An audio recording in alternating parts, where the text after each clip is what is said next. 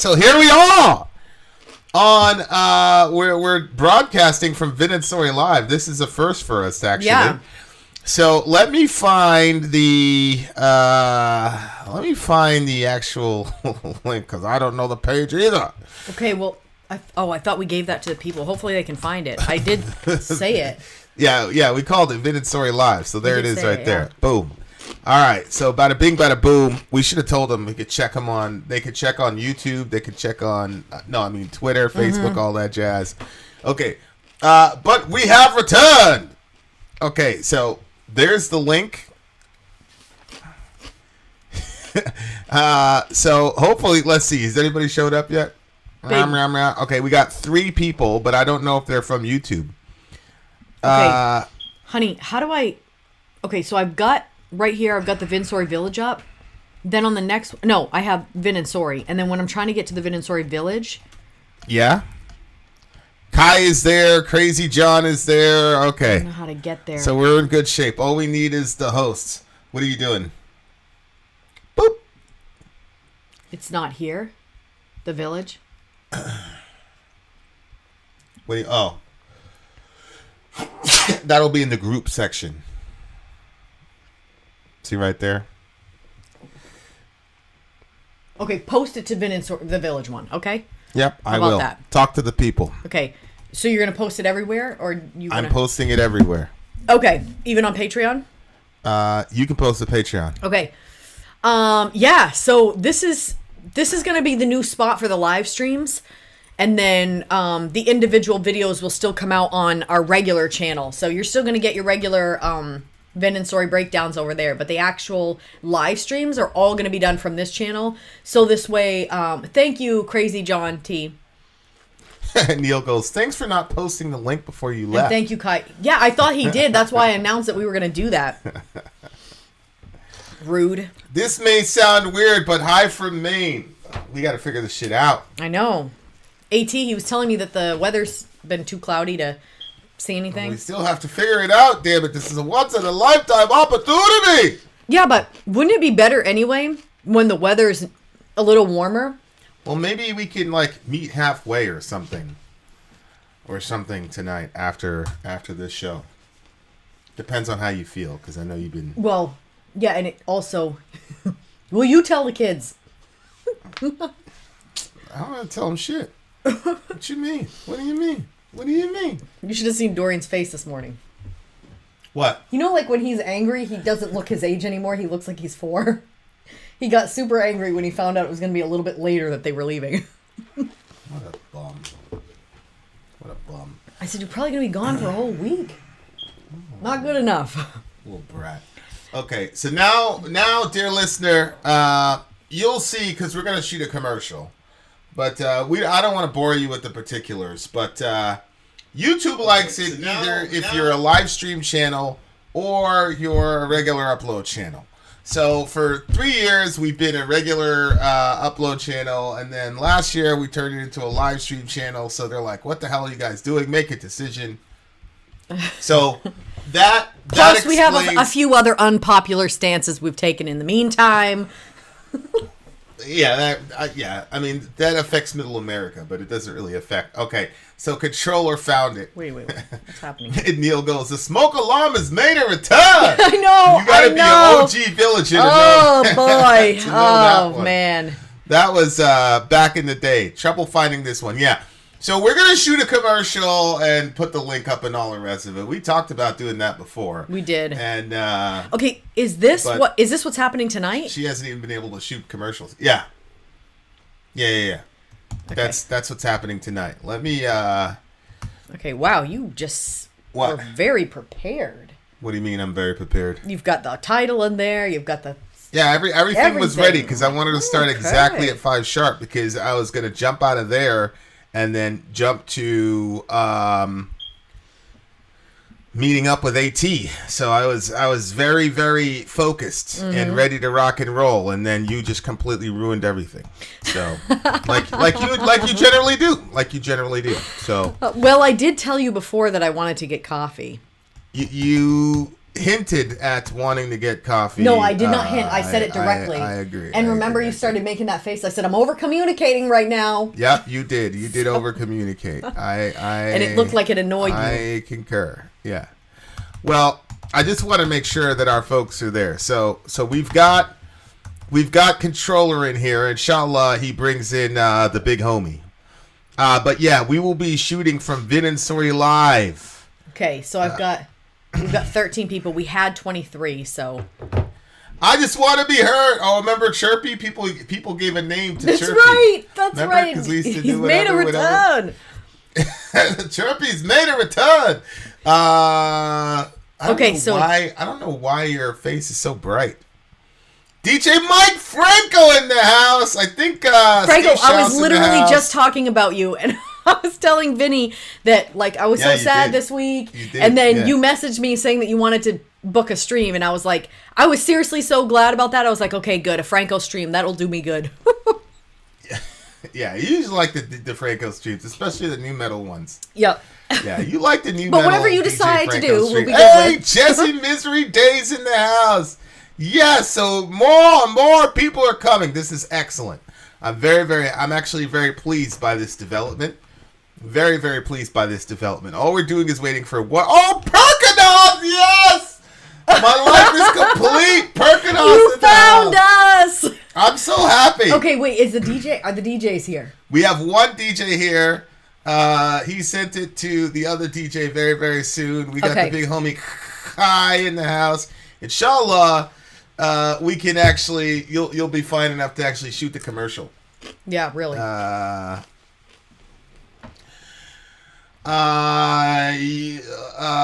You lost your grandmother. My condolences. Yeah. Sorry. Yeah, so it's been a hell of a week. Hell of a couple weeks actually for this one. So, but you're in good shape now. Yeah, I feel pretty good today. Better shape. And I'm not going to think about it too much. Yeah, and I think we have a physical solution coming soon for your physical ailments. My bad body. That's what I said. Like, you just have a bad body, bro. Found it. Like, my parents moved. It did not tell me. We have the Oh shit, that's right. We're gonna have to set up mods for this channel. We don't have any mods for the channel. Yeah, but that'll be easy enough. We'll just click them as we see them. Yeah. Yeah, and my grandmother's funeral is next week, but they haven't decided like the days. So the wake is gonna be one day, and then the funeral will be another day. So, unfortunately, if there are streams booked for those days, we'll have to kind of slide things around. But I'm still like in this like weird spot where I don't know if I want to be there for the funeral. I'm not sure. I'm kind of like, I'm not sure what I think or feel about it. I know you're like the type of guy that doesn't do the funeral thing. But I was really glad. Like I went to my grandmother's before they like picked her up and brought her to the funeral home. So I got to see her before she left. And that was really like a big deal to me. I wasn't sure how I felt about it, and I wasn't sure if I wanted to do that or not. But once I was there and I, spent some time crying and seeing her and stuff, I was glad that I went. Because I think I'm like my father. My father always said that like when somebody passed away, like he had to see them, because if he didn't see them, he always like second guessed and questioned whether like were people lying to him, and like you start like maybe they really weren't gone and maybe somebody got confused. So I guess I'm kind of like that as well, because when my meme passed away, I didn't see her after, and I regretted that. But I was pregnant with Selah, and there was like the swine flu was going around, and I was so afraid to lose Selah that I didn't go around any of the people. So I never got to say goodbye. I never got to see her, and I never went to the funeral. And that made that significantly more painful, I thought. And it still bothers me now. So, but I was very glad that I went, and I had all my mob of children with me, and so that was wonderful, because the kids were they're like really grown up in like certain areas. Like they're very like they want to console, and they want to make sure everybody's good and stuff. One of them said they said it was a little bit hard to see me cry, because I don't usually let the kids see me crying, especially if I'm crying kind of hard, because I feel like I don't know. I feel like that's unnerving for kids. Whenever I saw my mother like crying really hard, it made me like very nervous. So, you know, is she okay? Is she whatever? So I don't like making the kids feel like that. But anyway, we've got 20 and we had 23 when we shut down before. Well, he's in and he's in, so we're in good shape. Middle Earth is here, and so we're just gonna get right into it. All right, dear listener. There was one modification to the stream order. Let me just make sure it's not the first one. Thanks, Franco. Okay, so that's communicated through the email. Yeah, nothing. There it is, right there. Okay. Yeah, it's I right understand. there. It was a little bit, probably annoying for you guys that it wasn't communicated that the stream wasn't going to be happening. But to be honest with you, I didn't even know the stream was happening. I was just too focused on the loss. And so I didn't even think about the stream. I didn't think about anything other than what was going on and who in my family was being most affected by it and stuff. So it was not something that was done intentionally. Okay. Commercial break, and then we're going to get into song one, you dumb butts. Here we go. The song is Accept Teutonic Terror on the way. Commercial time. We're coming back. I'm Vin. I'm sorry. If you would like to get your song reviewed, dear listener, there's the Filthy Capitalist option. As Sori says, 125 gets you straight to the head of the line. You don't have to be a part of the alliance. You don't have to be part of the group. Wait a minute. And the biggest thing is you don't have to wait. You hop, skip, and jump right in front of everybody. 125 gets you there. You do that 3 times, and you get mashed down to the $75 rate for perpetuity. Yes! Also, there is a band review option. So if you've got a band and you're trying to get your band some exposure, hit me up at insori@gmail.com, and I'll show you the details about how to pull that off. You can also jump on Patreon, and there is a option on the tiers to be able to get your band reviewed. Obviously, we can't lie to you, so we can't guarantee a positive review. Get what you get. It's just rubbish. Rubbish. That's British for garbage. My favorite is the community option. $1 at the gate gets you in at Patreon. You get to join an alliance. The alliance joins their points together, and that helps determine what songs that we do. The alliances hang out on Discord. Message me on Patreon to get the link. And they do all kinds of other cool things. They do Minecraft, Dungeons and Dragons. Yeah. It's really a community within the community. Anybody can go in the village, facebook.com/VIN and SORI. There's 160,000+ people on the channel.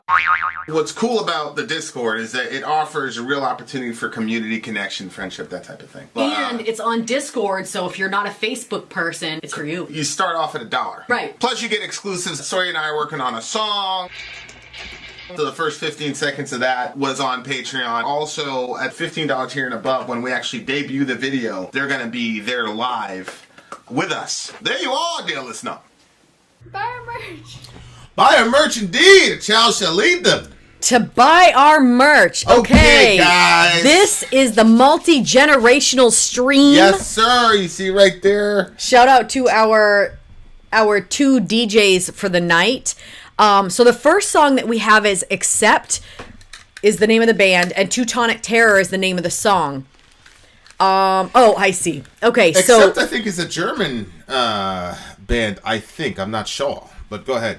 So our DJ said, Accept with their new singer. After reconnecting, I prefer Mark Tornillo's voice to You Do, the original singer. Seen the band live 3 times, a 4th time this summer. So looks like you're going to have a nice summer plan. I don't know which of our DJs is going to see them this summer, but congratulations to you, because live concerts are so much fun. I know. I wish we could have more of them. Okay, guys, here we go. Accept Teutonic Terror. Or as Bush used to say, Terror. Teutonic Terror, let's do it.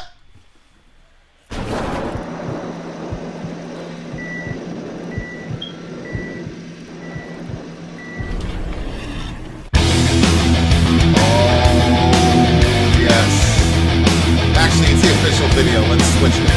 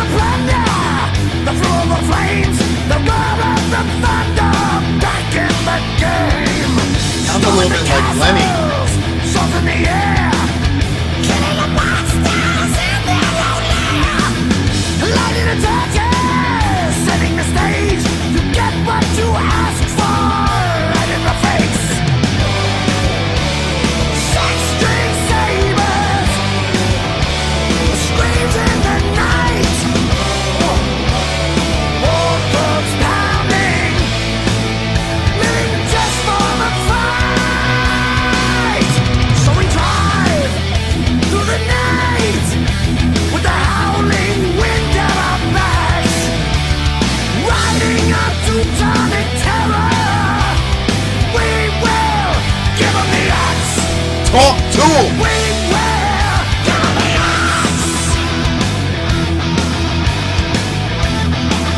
Max is in the car. I knew it. This is my shit.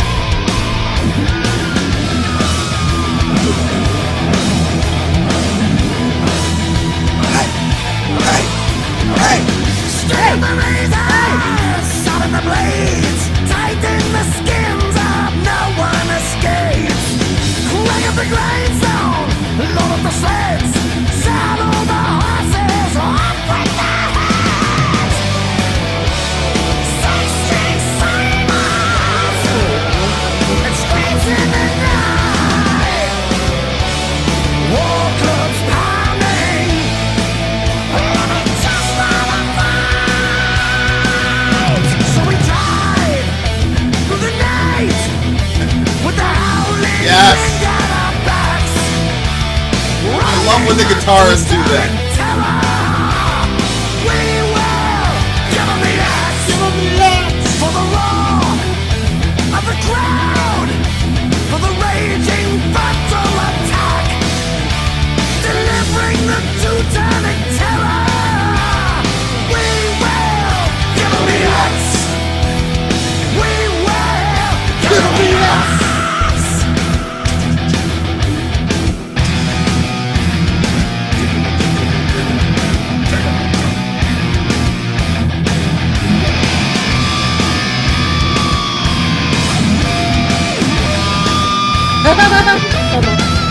He's doing this with the guitar.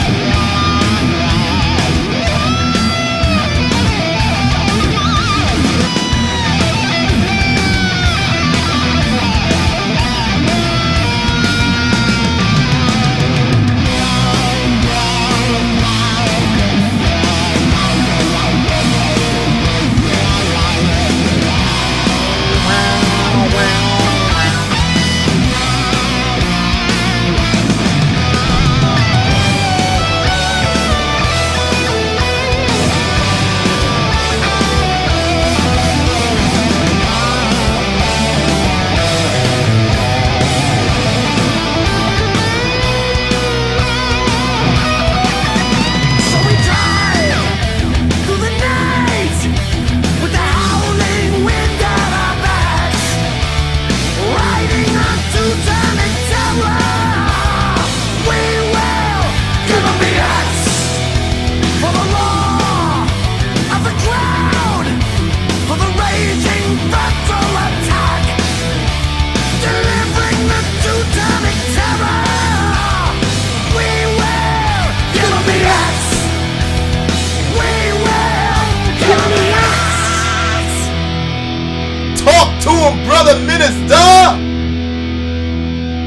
Oh, What? look at the guitars. What? They're on fire. Cross We'll on give 'em fire. the- They're gonna give him On the axe. fire. They on fire. Gonna give him the Yep. axe. Hopefully, we get away. We get away with Yeah, this I official know. video. All I people have to do is know. I download know. official videos onto another channel. We make it work.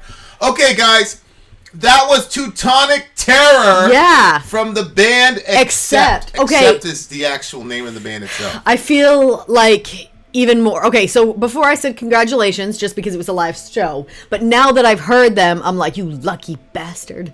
This would be a fun show to go to, I think.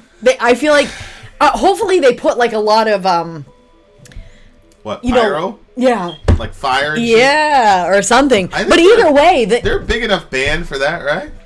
I don't know. I like the I liked it. It had some of the high parts that again we couldn't appreciate when we first started the channel, but we can now. Yeah, the ah! Yeah. He sounded like the dude from I think his name Lemmy is his name. Oh. Right? Wasn't that his name, Lemmy? I really You know what I'm didn't- talking about? I felt like he was, well, I did think some of the parts sounded familiar like somebody else, but I wouldn't be able to place who.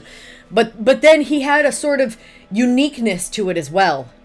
Every time I see Lemmy, Motorhead, the dude from Motorhead. yeah, every time I see Lemmy, I I always think of the kidnapper from Chitty Chitty Bang Bang. Yeah, it was a dude. It was the kidnapper. What did you say? The kidnapper from Chitty Chitty Bang Bang? You remember that guy? No. Okay, I'm gonna pull him up just so you can see. No. But like, didn't he sound like Lemmy? I don't know what that style. I don't know what that style is like. This guy. Right? His name is Child Catcher. Holy shit! Well, he was a kidnapper. The name of the show. So what was the name of the show? Chitty Chitty Bang Bang. That's about a car, right? Yeah, a flying car. The guy's name is Child Catcher? Yeah, anyway. he was a child catcher. Anyway. But that hat, right? You have to admit, there's some similarities. I don't see any similarities. Pull up that picture of Lemmy. No. Anyway, sonically, it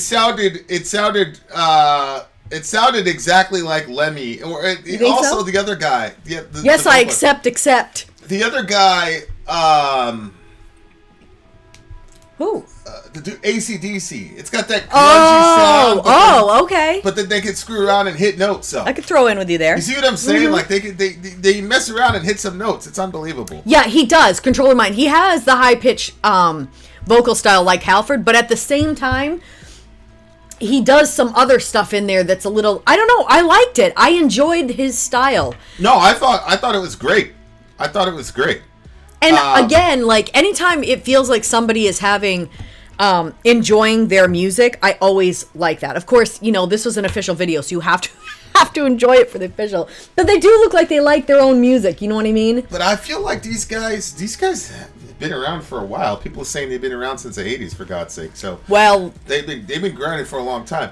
But I don't know, it's corny, but I love it when the guitarists do like the harmonization. Yeah. They're doing the shit in music. I just love that. Yeah. I love that. That's like peak level freaking. I don't care. It's corny. It's cheesy. I don't care. I love when the guitarists do that. I love it. 40 years they've been doing this. That's pretty crazy. Who said that? 40 years? Well, that's what Martin says. Except still churning out killer riffs for over 40 years. Yeah, I definitely think so. What year was this song? Did this come out in? Because here it is. It's really hard to come up with good riffs, y'all. I'm just telling you guys that right freaking now. How do we see right now? I'm just genius it. Wait, release date August 20th of 2010. Holy smokes! Okay. Yeah, so I'm with it. I really like this band. So that he was talking about his. I'm a little bit confused about what we were singing about here because it sounded like he's talking about the instruments, but then he also is talking about. Well, he brought up the Teutonic, which the Teutonic order, I guess, was like a Catholic saints group or something like that was formed for this says the Order of Brothers of the German House of Saint Mary in Jerusalem, commonly known as the Teutonic Order, is a Catholic religious order founded as a military order, 1190 in Acre, Kingdom of Jerusalem. The Teutonic Order was formed to aid Christians on their pilgrimages to the Holy Land and to establish hospitals. Yep. So is there any connection here? I mean, the Teutonic Terror, it's like the opposite of what the Teutonic Order was. Well, Teuton is also simply just another word for German. Teuton or Teutonic? Teuton is also simply just another word for a German. Perk, get the fuck out of here. I love Perk so much. He always has the facts. The Teutonic Knights were greatly feared, so there's the interplay between the they word were being feared? like German. Well, they were feared. Did you see? It says that they were. Well, they were the military order, but they were there to aid Christians on their pilgrimages to the Holy Land, Wikipedia. And to establish hospitals. That's Wikipedia. Well, you didn't have to announce that I was reading off Wikipedia, babe. Okay. But I think what they're doing is they're making a connection between them as musicians in the Teutonic Order. You see what I'm saying? Mm-hmm. Because it says, back to the front lines, back to the night, medieval marauders under the lights. Back to the plunder, the thrill of the flames. Back to the front? I've heard this before. No. Back to the front lines. So, they're it's the using it as a metaphor, like that they're conquerors. You know what I'm saying? Yeah. What's his face did that a lot. The dude from Nergal. he did that a lot when he was talking about like their band and all the stuff that they had to overcome and all the rest of it. That they, and I'm sure you do feel like a badass like warrior when you're going out there rocking shows and all the rest of it. They've been doing it for 40 years, for God's sake. Back in the game, storming the castle, swords in the air, killing the monsters in their own lair, lighting the torches, setting the stage. You get what you asked for, right in the face. Okay, so this probably was like a comeback record for them or something like that. Oh, like okay. They had been like grinding and working for years, and then they probably took a couple years off. Then they hit the studio, they got the itch, and they're like, all right, we're going right back in this bitch. We're going to go, and so boom. This We will give them the axe for the roar of the crowd. 6-string sabers. Yeah. That's their sword. guitars. That's their sword. Screams in the night, war clubs pounding. So they're recasting their instruments as instruments of war, of jihad. Okay. Jihad. Right? Yeah. So we drive through the night with the howling wind at our backs, riding on Teutonic terror. We will give them the axe. Right? Like, that's legit. String up the razors, sharpen the blades, tighten the skins up. No one escapes. Crank up the grindstone, load up the sled, saddle the horses, off with their heads. You mean, do you think violent as do you think hell. that's like a double? Obviously, off with their heads is the violent side of that. But then, like when we're going to make them lose their minds. Well, yeah, exactly. Yeah, exactly. That's what he's saying. That he's comparing it to jihad. He's comparing it to warfare. So like, that's a really cool I like angle this in band. my opinion. That like, it must feel like that, especially if you've done it for a long time and there's a bunch of young people coming in trying to take your spot. And I don't know like if these guys are legendary status. Yeah, but if you can still draw a crowd. If you've been able to do this for 40 years, you must be at legendary status in the band. So you're like, Yeah. we're about to show these people who we are. You know what I'm saying? Oh, I get it. Yeah. It must feel like that. It must feel like that. It's just fascinating, like looking at like the like all of the stuff that's going on today, and he's playing like in front of a tank and all the rest of it. A person could say, "Oh my God, that's terrible imagery," yada yada yada. But it's like that guy said, like the one of the most, I forgot which philosopher we're listening to, but he said the most brilliant man in the world was the first person that learned to insult another person. Oh, rather than killing them? Right? Because he realized, hey, I could use these words instead of actually taking a club and bashing your brains out.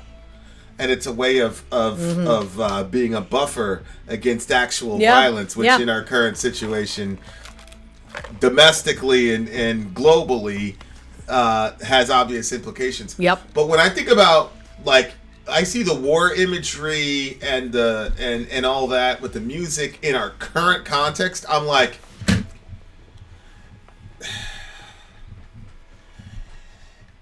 part of me feels like how much of the world's issue, now it's a serious question.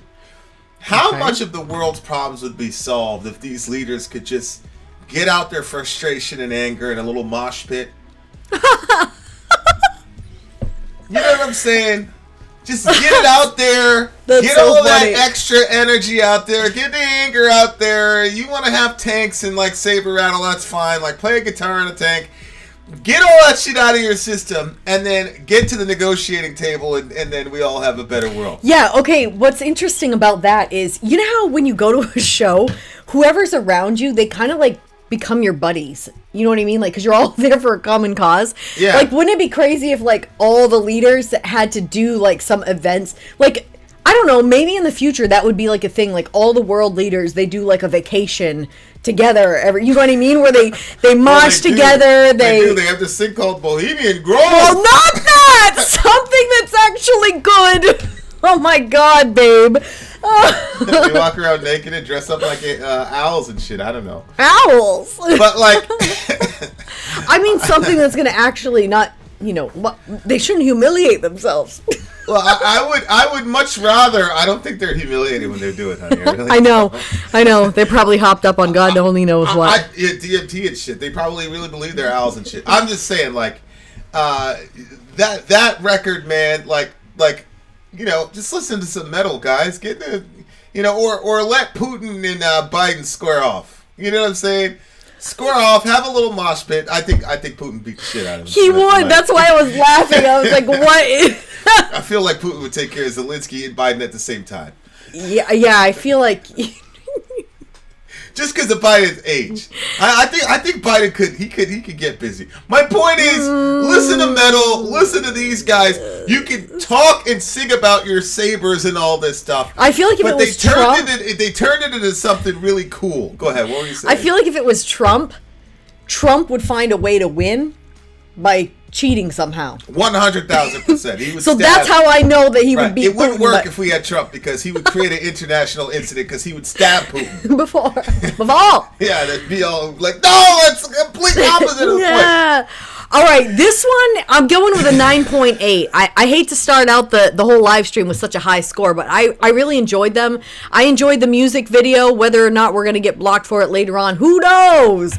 But for now, it looks good, so let's roll with it. New channel, and we were able to we're skip. so small. That's the other. That's the other thing, that we might be able to be like do some more official videos and shit, because this channel. We're so like small. in stealth mode. Yeah, we're in stealth mode on this channel. So only 3,000 subscribers. Yeah. How cute. Yeah, they're going to leave us alone. So, inshallah. Yeah, who knows? Okay, all right. What'd you give the song? I gave it a 9.8. What? A 9.8? Yeah, I really liked them. Okay, you really missed the channel. I can tell you really missed the channel. This is not 9.8. This is not a 9. She gave Peace Cells like a 6 or something. No, I gave Peace Cells a 3, I think. No, you gave the Beatles a 3. Well, I know that I gave which I'm not really. Yeah, it was the Goo Goo Bachoo or whatever. I gave it a very low score. Okay. So what are you giving it? Trump did beat Mr. McMahon. That's true. It's rich. What are you giving it? You said it's not a 9.8. Okay, what do you think it is? In your opinion? I think I'm going to go with Neil. 8.4. I'm going to go with Neil's score. 8.4. 8. I had something. As if you would go with Neil's score. He chose to sleep instead of go to a show. Yeah, I know. That's true. That's got to hurt him at some point. It does. It's got to hurt his mouth. It does. It does. You keep losing points. I can't believe you say. You might as well come outside naked. All right. For me, we have more on the way. We can tell Sori missed it. This is what you need. Have family situation, physical ailments, yada yada yada. That's okay. Having said that, dear listener, we have just begun the day. No more metal is on the way. VIN out. Sori out. Go. All right. Amorphous is soon. Shout out to Kai. Okay. Shout out to Kai. Judas Priest is up next. We are doing a commercial. We shall return, dear listener. I'm VIN. I'm sorry. If you would like to get your song reviewed, dear listener, there's the filthy capitalist option. As Sori says, 125 gets you straight to the head of the line. You don't have to be a part of the alliance. You don't have to be part of the group. Wait a minute. And the biggest thing is you don't have to wait. You hop, skip, and jump right in front of everybody. 125 gets you there. You do that 3 times, and then get mashed down to the $75 rate for perpetuity. Yes! Also, there is a band review option.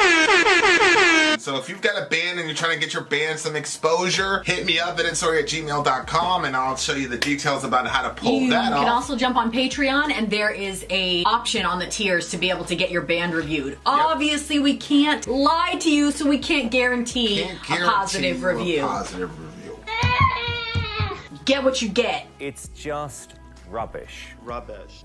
That's British for garbage. My favorite is the community option. $1 at the gate gets you in a Patreon. You get to join an alliance. The alliance joins their points together, and that helps determine what songs that we do.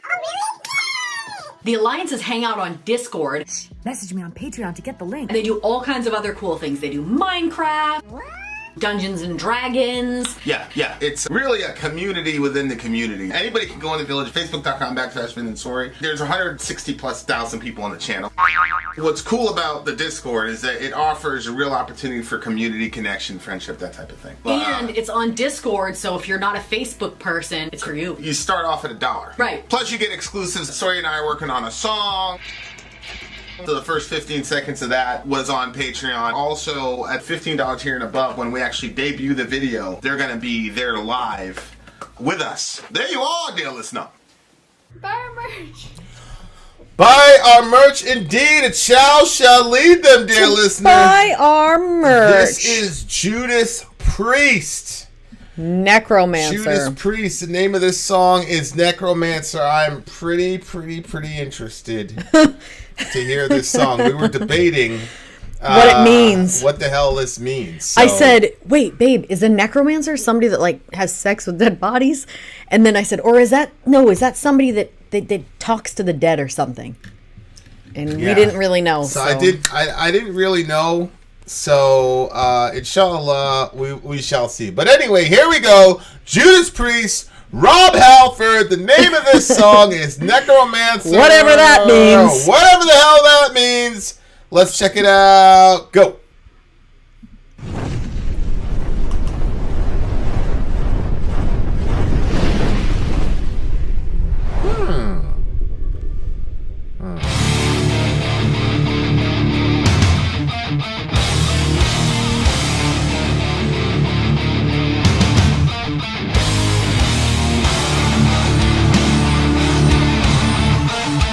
Badass. That riff is sick with those drums, bro. Born out of hell from the depths of Gomorrah, purging you rage and defiling the souls. He satiates with such violent horror, omens of dread on this night of the ghouls, raising the dead up from the ground. Needs must be fed. Sorceries abound. Necromancer, death is guiding light. Necromancer, stealing at life.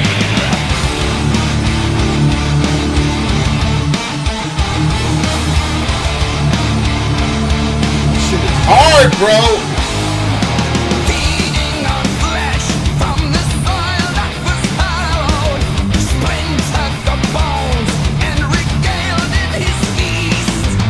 Danced on the grave of the pure and the righteous as the moonlights expel from the eyes of the beast. Raising the dead, blasphemy reigns, portents of dread, cries on remains. Necromancer, bleeding from the host. Necromancer, black unholy ghost.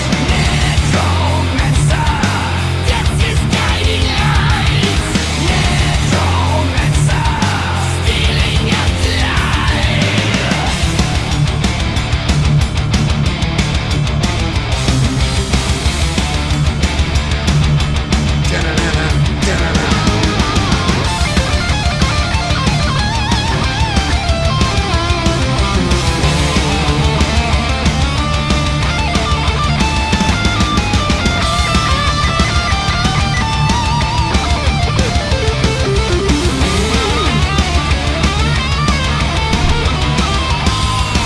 Raising the dead, cadaver consumed. Cadaver.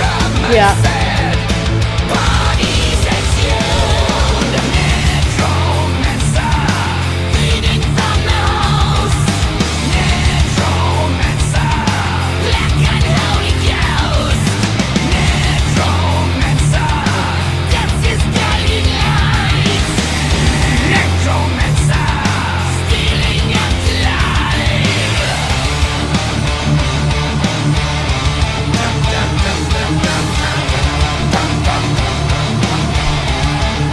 Stealing after life.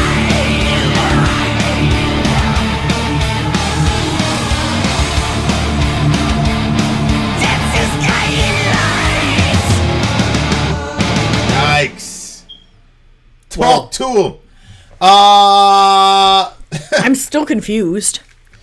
Well, the first thing about this song is I saw Nergal gave like a really moving tribute to Halford. He was like, "You." Who did?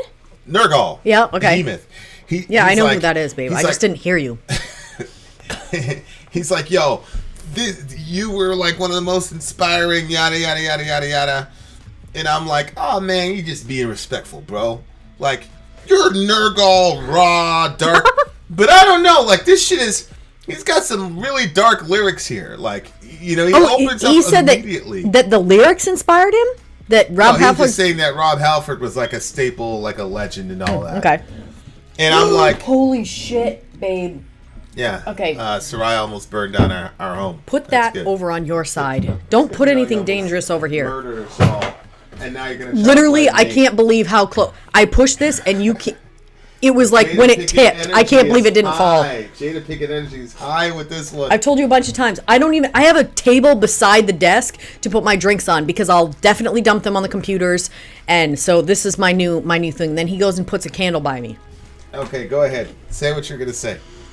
Well, no. I was just surprised. That surprised me. Nergal would say, I don't think that these lyrics are similar at all to the type of lyrics that Nergal writes. Well, nobody has lyrics like Nergal, but what I'm saying is this guy's a dark dude, man. He's got some dark shit that he plays around with. I mean, he's talking about a necromancer. He's saying right out of the gate, he said, what did he say about Gomorrah? Born out of hell from the depths of Gomorrah. Born out of hell from the depths of Gomorrah. My point is, like, he doesn't have death vocals and he doesn't do rah, rah, rah. But he's singing about really dark subject matter is what I'm saying. So my point is, I understand why Nergal could take inspiration from him as a kid, listening to Judas Priest and being like, yo, I can't sing like that, but hey, at least there's a category for creating music that has dark subject matter to it is my point. Yeah, but this is not common to him, right? To write lyrics like this. This is like one song. What do you mean? Painkiller was a pretty dark song. Right, that's true. I mean, as a matter of fact, some kid, rest in peace to the homie, but a kid, unalived himself and the parents blamed the music for it. See what I'm saying? That's not fair, but okay. So my point is it's dark. He makes dark music is my point. Yeah. Whereas, obviously when we first heard this band, I was like, man, the vocal range was too high. It sounded too cartoony. Okay. I don't know. So if you spend any amount of time in our comment section, you'll get like back-to-back stuff. So somebody might be like, I was reading one, it was really cute. They were like, Vin, I missed you so much. I had to come back to the channel, and now I've been binging all your videos because I need your insight. You're so insightful and so many lyrical, and they were going on and on. And then the next one, they'll be like, what is this moron? These two people should never do another reaction video in their lives. I'm unsubscribing. Oh, is that the one? That's the one you read me last night? Yes. These two morons. What the heck is this? Why is this girl even on the show? She brings nothing to the show. Like, you'll get...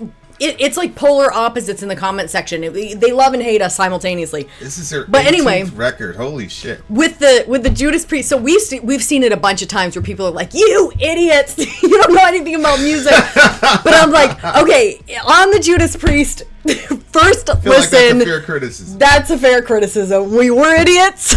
We didn't know. Yeah. But we know now, and we can appreciate it. Oh, shit. Look at this.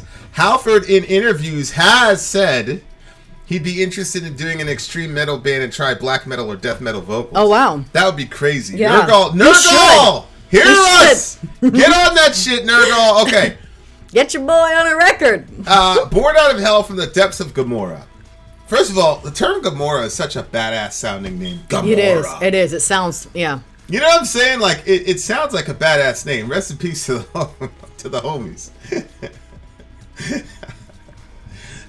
I had a really interesting discovery about Sodom and Gomorrah, the Dead Sea, and the Lake of Fire, which is very, very fascinating. But I'm not going to talk about it here. Well, you can talk about it later? Controller doesn't like the... Oh, that's right. Yeah, he said stick. Although the thing says Gomorrah, so we could technically do it, but I'm not going to. We could get off on a technicality. Okay, well, be sure to tell me later. I had a dream that you bought me all these kind of things from the Dead Sea. You wanted me to put it on my face. What? Take that back from whence it came. Yeah, I don't have to tell you anything then. Okay, so Born out of hell from the depths of Gomorrah. Go ahead. yeah, I can see that. That's good. Purging new graves and defiling the souls. So apparently, a necromancer. See, I knew it was familiar from the King James version. They talk about necromancy and stuff like that. You know, So people get the death penalty. yeah, oh, I believe so. A person who practices necromancy. I can't stand it when you look something up. So you look up necromancer and then they say a person who practices necromancy. It's like, yeah, if I ask the question, it's because I don't know where we're going. And then it says a wizard or a magician. So I think necromancy is talking to the dead, right? I feel like that time we went to that church, supposedly. Yeah, I'm pretty 18. sure. Deuteronomy 18. Yeah, it's the communicating with the dead. Coming to the land which the Lord your God has given unto thee, thou shalt not learn to do after the abominations of those nations. There shall not be found among you anyone that maketh his son or his daughter to pass through the fire, or that useth divination, or an observer of times, or an enchanter, or a witch, or a charmer, or a consulter with familiar spirits, or a wizard, or a necromancer. Okay, so that wasn't supposed to happen. All these things are an abomination unto Yahweh, and because of these abominations, the Lord thy God doth drive them out from before thee. Okay, so a necromancer is somebody that what now? It's somebody that communicates with the dead, especially in order to predict the future. So basically, it's because God is their God, and he's saying, look, I am the future. I create the future. So if you have a question about the future, don't go to the dead. Come to me. I'm your living God. You know what's That's essentially what was going on. What's fascinating? What? Is the typical Christian... Sorry about this, Rob. It is what it is, buddy. You picked the song. You picked the song. The typical Christian response is you're not talking to the dead. You're talking to... demons or something. A demon who is impersonating your aunt. Yeah. Hence the term familiar spirits. That's what a familiar spirit is. What do you mean, hence the term familiar spirit? That's where the term familiar spirit came from, is that it's a spirit... but not the person you love? That impersonates somebody that you're familiar with. Oh, so they're making themselves familiar too. Okay. All right. Carry on. But what's fascinating here is it says, or a charmer, or a consulter with familiar spirits, or a wizard, or a necromancer.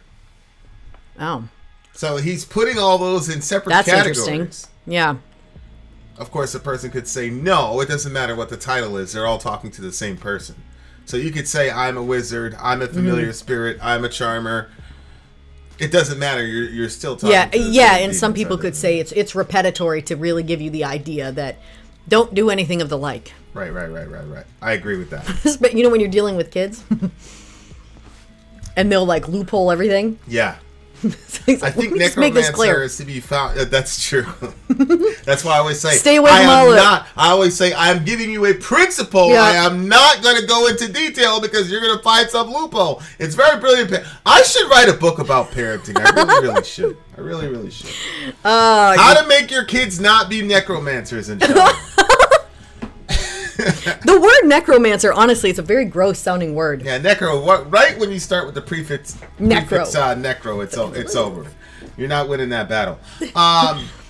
Okay, purging new graves and defiling the souls, he satiates with such violent dark horror, omens of dread on this night of the ghouls, raising the dead up from the ground, needs must be fed, sorcerers abound. Necromancer, death is guiding light. Necromancer, sealing afterlife. That was really sucked, bro. Which thing? Because he's raising people from the dead, right? Yeah. So, Perk says, classically, a necromancer communicates with the dead, either by raising them bodily from death or summoning their spirits. SubhanAllah. Raising them bodily? Yeah, so like we used to have this thing in, it's in Haiti, that my mother used to, it's called Duppy, D-U-P-P-Y. And a duppy is basically, and I think it's probably close to doppelganger, probably, but it's your dead relative. They died like weeks ago. You had the funeral ritual, whatever, and then you would see them walking around. Oh. In Haiti, What? Oh yeah, in Haiti, and it was these voodoo rituals. They do these voodoo rituals, and then the duppy of your cousin or brother would be seen walking around, but they were basically zombified type of thing. It was this very terrifying, scary thing, and my mother talked about one of these experiences. What? Yeah. Okay, that just gave me really goosebumps. Okay, one, the word duppy. If you didn't just DUPPY? say all of that, Duppy. wouldn't that be such a cute name if they, this little stuffed animal, and then they named it Duppy? Yeah. This is Duppy. But now that I know that, it's not cute anymore. And then the other thing is, anytime somebody passes away, I always swear I see them after that. Yeah. And then I'm like, oh, like what my grandmother just passed away. And when I was on my way to say goodbye to her body, I guess you could say, I went in the store to get something to eat. And then when I came out, I swear the woman driving the vehicle past me looked exactly like Grandma. And I was like, and there's always this thing inside my head where my head's like, see, you didn't have to be sad. She's right there. And then you're like, no, that's just my mind playing tricks on me. Now I look, and that woman was about 150 pounds lighter than my grandma. I don't even know how I did that. How did my mind even do that? But yeah. So yeah, I see that. But that thing's so almost like the person has a vision of Hades. A duppy could be the manifestation in human or animal form of the soul of a dead person, or a malevolent supernatural being. But the word duppy more likely originates from the God language, as most of the African folklore and culture in Jamaica comes from the Ashanti people. There you go. So I probably got a bunch of Ghanaian in my blood because I'm Jamaican. Okay, whatever. Anytime I watched other shows that talked about spirits in other places, you guys always had the creepiest ones. Yeah, that shit is creepy, bro. Like real creepy, shit. Yeah, again, you'd see your dead relative walking around and all this shit. There's just a lot of strange shit in the universe. Yeah. That we don't know about. Apparently, Sauron was a necromancer in Lord of the Rings. Okay. Yeah. Yeah. Was it no? Saruman was the eye, right? Sauron was the wizard, right? He was the wizard that was fighting Gandalf. He was like, to war. Okay. Let me see here. It says Lord of the right Rings here. character Sauron. What? Why are they showing us? Goldor Radagast. No, Gandalf, one that can summon the spirits of the dead. I saw him, Gandalf, from out of the darkness. A necromancer has come, and apparently that's talking about. I thought Sauron. it was. Yeah, I thought that was the wizard, but look, it's showing us all these pictures of this character. Yeah. No, Middle Earth says Sauron is okay. So apparently he was a necromancer. This is the one that was the eye. Bring people up from the dead. And he did. The eye, it ends up bringing that thing back to... But the way that he phrases it is stealing afterlife. Yeah, I thought that was weird. What do you mean? To phrase it that way. Him stealing. Well, I think that is kind of true, though. Like, you're stealing their afterlife if you bring them back here? People had the power to do that. Like, you saw the Witch of Endor with Samuel. And Samuel said, why'd you call me up? Why'd you bother me? Yeah. So, like... Can you imagine? I mean, obviously, if you're not in a good existence or a good reality, and then somebody calls you from that reality to back to this reality, maybe you'd like it. But what if you were in a really good place, free of Putin, free of Trump, free of me, right? And let's say you lived in some existence where it was a bunch of yous all over the place, and then you had to come back to this plane, and there's me's, and there's Trumps and Putins and shit. You would look at that as somebody stole your afterlife. Like, why do I have to come back here? You see what I'm saying? Oh no, I see what you're saying. And the other thing too is like the duppy is like is they're zombified. That's the thing. It's like they're not the same. Yeah. Like. Yeah. Especially it's if the afterlife had levels to it, and so they went to this first afterlife that they would have actually been in for a long time, but because you sucked them out of it, now they have to move to the next place. So you literally that first drop-off point they don't get to go back to. Then that would be really annoying. Feeding on flesh from the soil that was hollowed, splintered the bones, and regaled in his feast. That's gross. Dance on the graves of the pure and the righteous as the moonlight's expelled from the eyes of the beast. Raising the dead, blasphemy reigns. Portents of dread thrives on remains. Ugh. So he's somehow eating these bodies. It looks like he's eating the body, actually. It's interesting because usually when you hear of the necromancer, they're just communicating with the dead. And it's almost like it doesn't make it sound like they're trying to consume the dead. It looks like, well, they are trying to get something from the dead. Consumed. Oh, I know. I've just never heard that said before. The necromancer talks to the dead usually, but as far as the dead feeling consumed by the necromancer, it's just interesting, like they're using the dead. In various fantasy settings, when one is a necromancer, they bind a soul back to a now dead body, usually by force, forcing you to live again, but in a less pleasant way, hence stealing your afterlife. Holy shit. That would be really annoying. I'd have a massive problem with that. I thought it looked like a life force type of thing was going on. Yeah, AT. I don't want any part of that. I don't want no part of that. Well, moving right along. Like I do think that there is a place or an understanding of zombification in the Bible. Mm-hmm. I do because too. You have two resurrections. You have the resurrection of the righteous and the resurrection of the wicked. Mm-hmm. And it says the wicked are raised to shame and everlasting contempt. Yeah. Yeah. But obviously zombies cannot feel shame or contempt. So they're just kind of mindless, whatever. Well, yeah, the idea, like the Walking Dead zombies, yeah. Well, all zombies.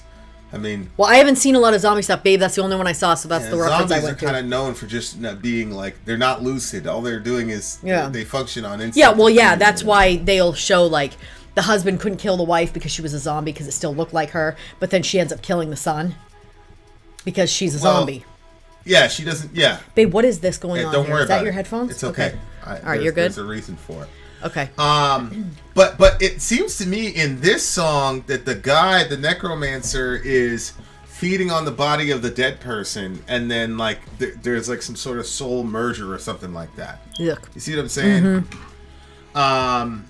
Which is kind of interesting. Yes, one excellent example is from Castlevania and the necromancers there. Sorcery only be done by humans, not vampires, and these mindless dead walking on that feed on the living. Yeah, it's a pretty nasty kind of concept. Mm-hmm. But it does say something about, I wonder when that kind of mythology like first arose. Like I wonder how old the concept of zombification is. And part of me feels like, I don't know. Is it like a corrupted, bastardized version of human beings wanting or knowing that there's going to be a resurrection, but at the same time dealing with the fact that death appears undefeated. So even if you were able to rise from the dead, you would not come back as what you were. You would come back as something lesser. Yeah. And to me, it's almost a way of finalizing and accepting death is final. To me, like at the subliminal level, that's what a zombie does. It kind of says, look, man, death is finally death. And even if you could rise from the dead, you wouldn't want to come back. So just let death be final. You see what I'm saying? Yeah. Like there was this movie, when I was a kid, I thought it was funny, but in reality, it's extremely tragic. And I don't really want to spend much time talking about it. But it was basically about this kid, he died, but then his mother basically willed him back or something like that. But he was dead. Pet Sematary? But no, it wasn't Pet Sematary. But he was dead, and like his body parts kept falling off and all this stuff. But it was kind of like a comedy, and the mom kept trying to piece them back together. It was just, at the time, I thought it was hilarious. Now it's an incredibly depressing story. You know what I'm saying? Yeah, because you're a parent now. But I feel like if you're looking at this from a Jungian perspective, the archetype of the zombie, I think, is I would say, if I didn't believe what I believed, and if Jesus didn't, invade into history, it would be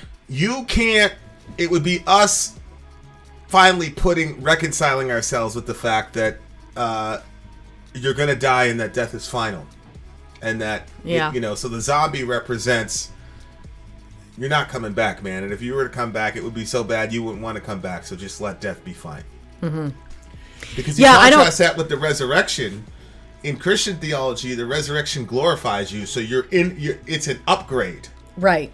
Whereas with zombification and things like that, or even Frankenstein, it's like you're attempting to just get back to zero, just get back to what you were. Mm-hmm.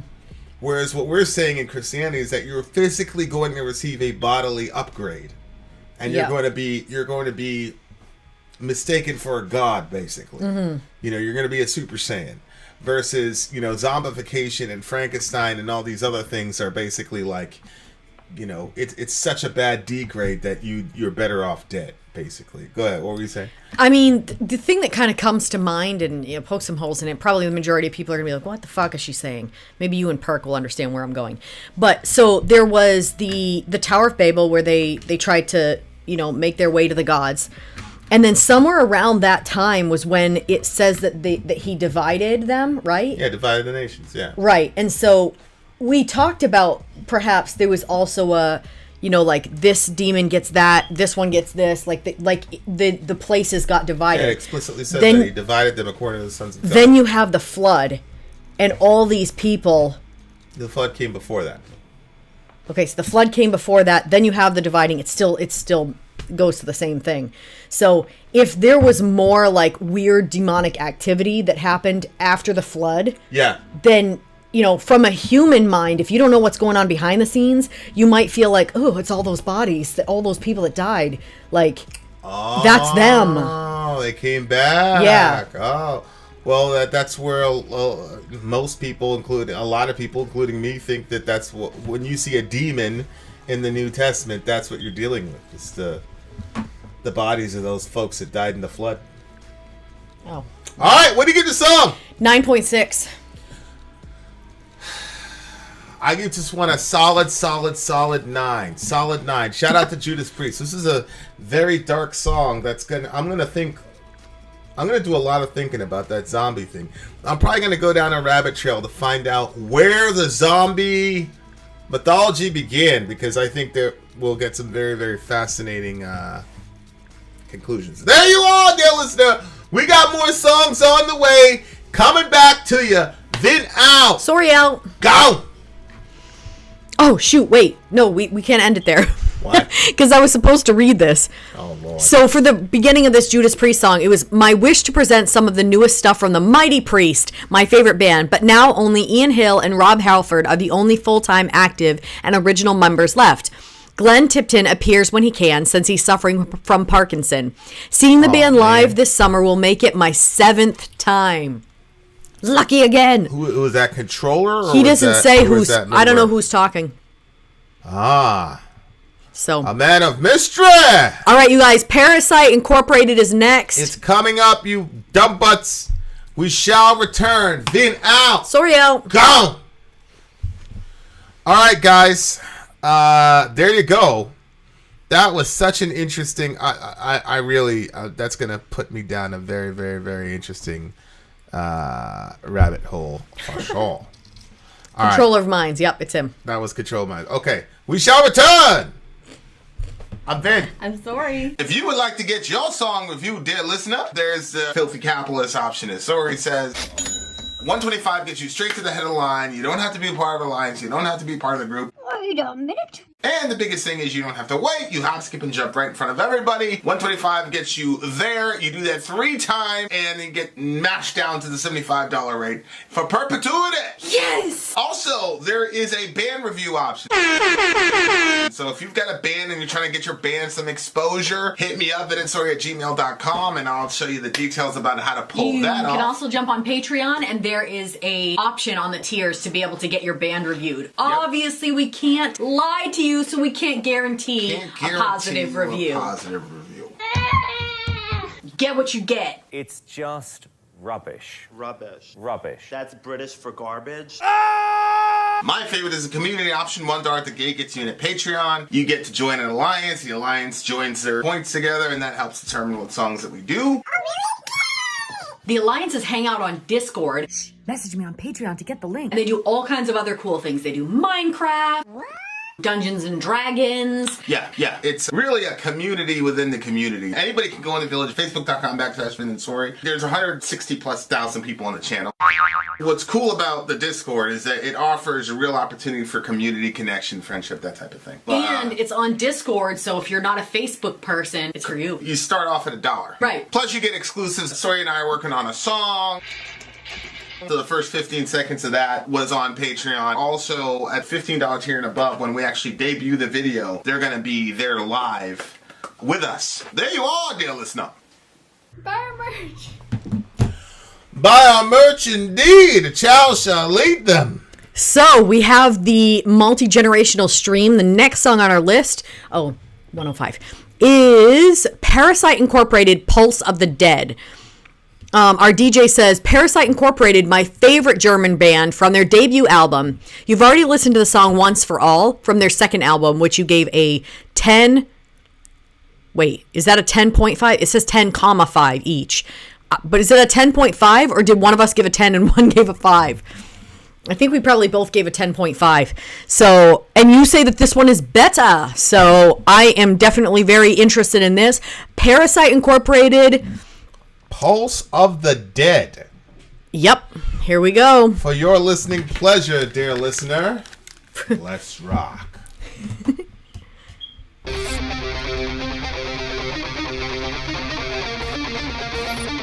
I'm feeling this.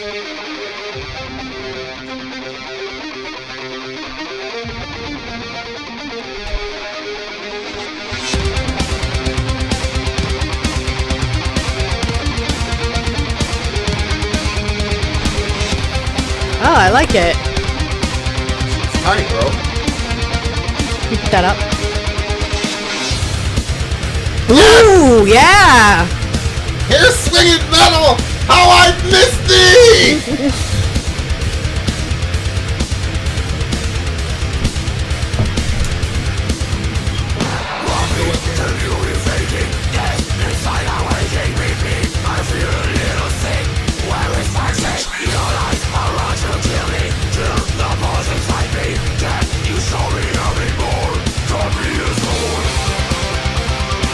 Ooh.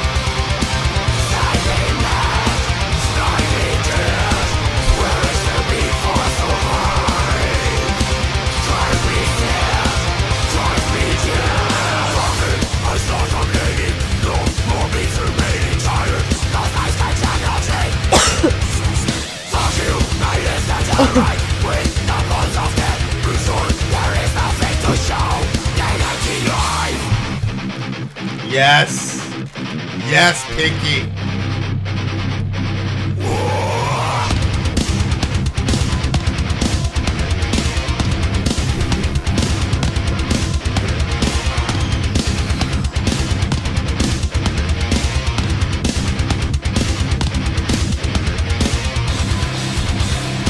Yes, open, open, open!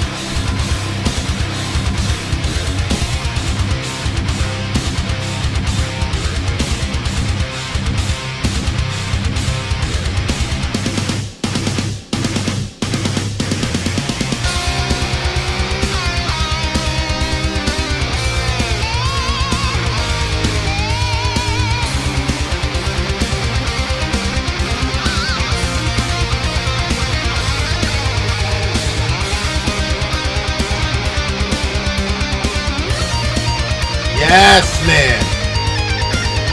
That's the next level. I gotta go. That's the next level. I'm getting to.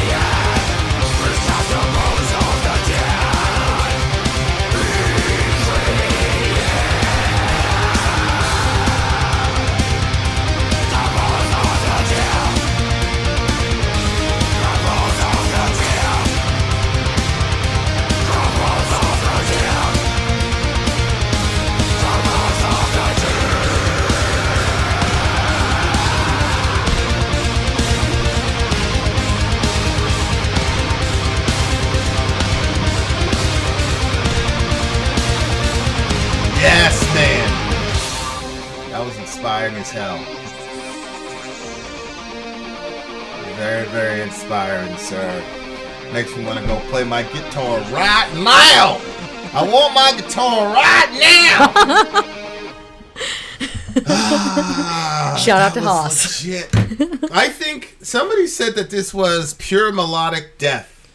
I think I like melodic death metal as my second favorite genre.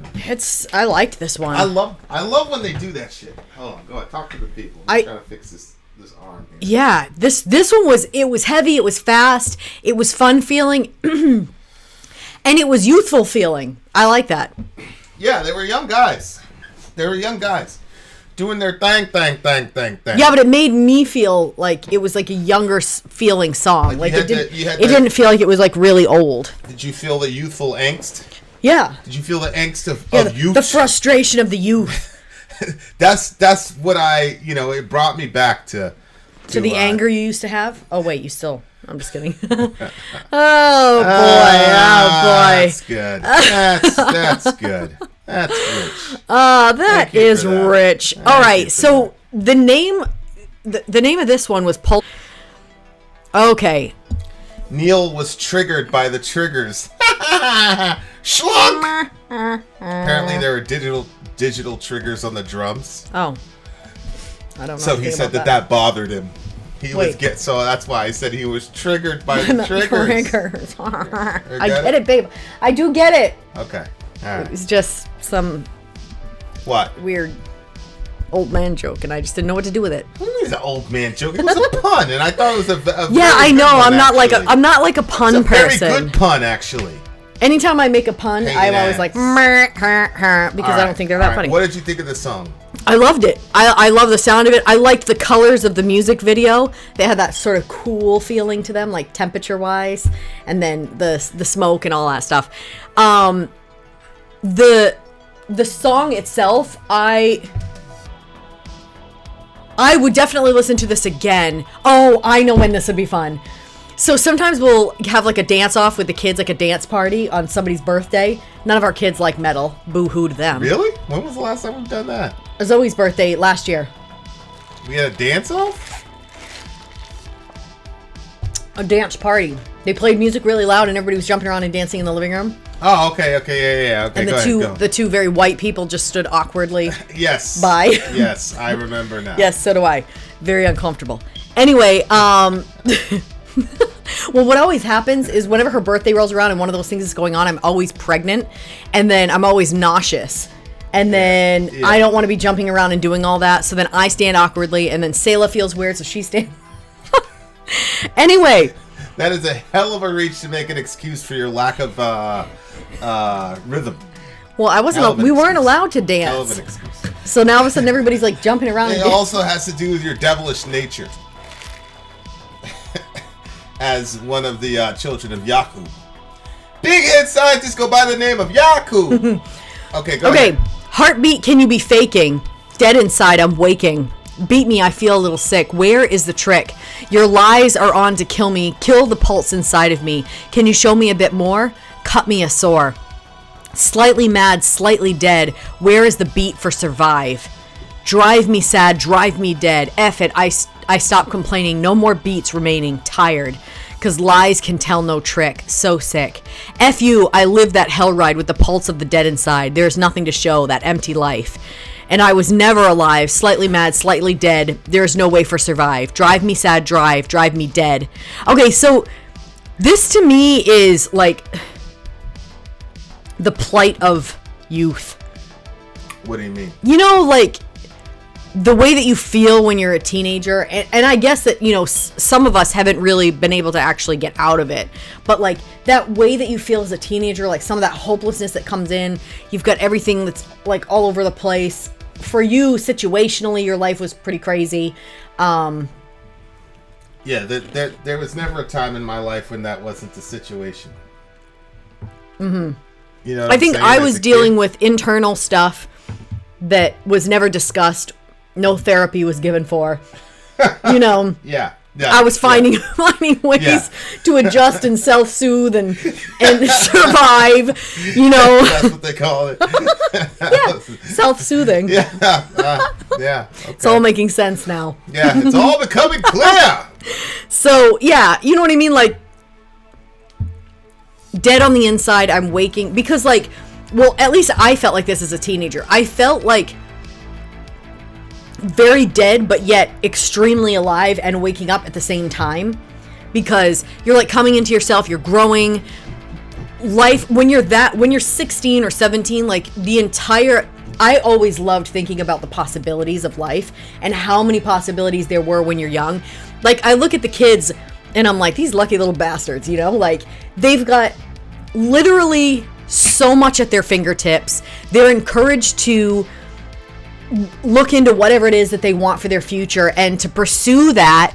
But we don't lie to them. In general, or you're talking about our kids? Well, our kids are the ones I'm around. Oh, our so kids. I like specifically look at them and I'm like, and the idea. So, this is interesting. I always used to look at teenagers and feel a little bit jealous because they still had the whole falling in love thing ahead of them and the whole, like, who are they going to meet? Who are they going to meet? But I haven't felt like that since we've been together. Now I'm like, boy, hopefully they can get so lucky. I'm terrified of the kids and they're falling in love and all the rest of it. What are the odds the first person they fall in love with is going to marry them and they're all going to live happily ever after? Live happily ever after. I don't know. You know, it's. Thank you for subscribing, controller of mine. Yeah. By the way, guys, subscribe to the channel because we're doing all our live streams from here. Yeah, but this is going to get broken up into individual videos on our other channel. So the channel that we do the live streams on is called VIN and SORI Live.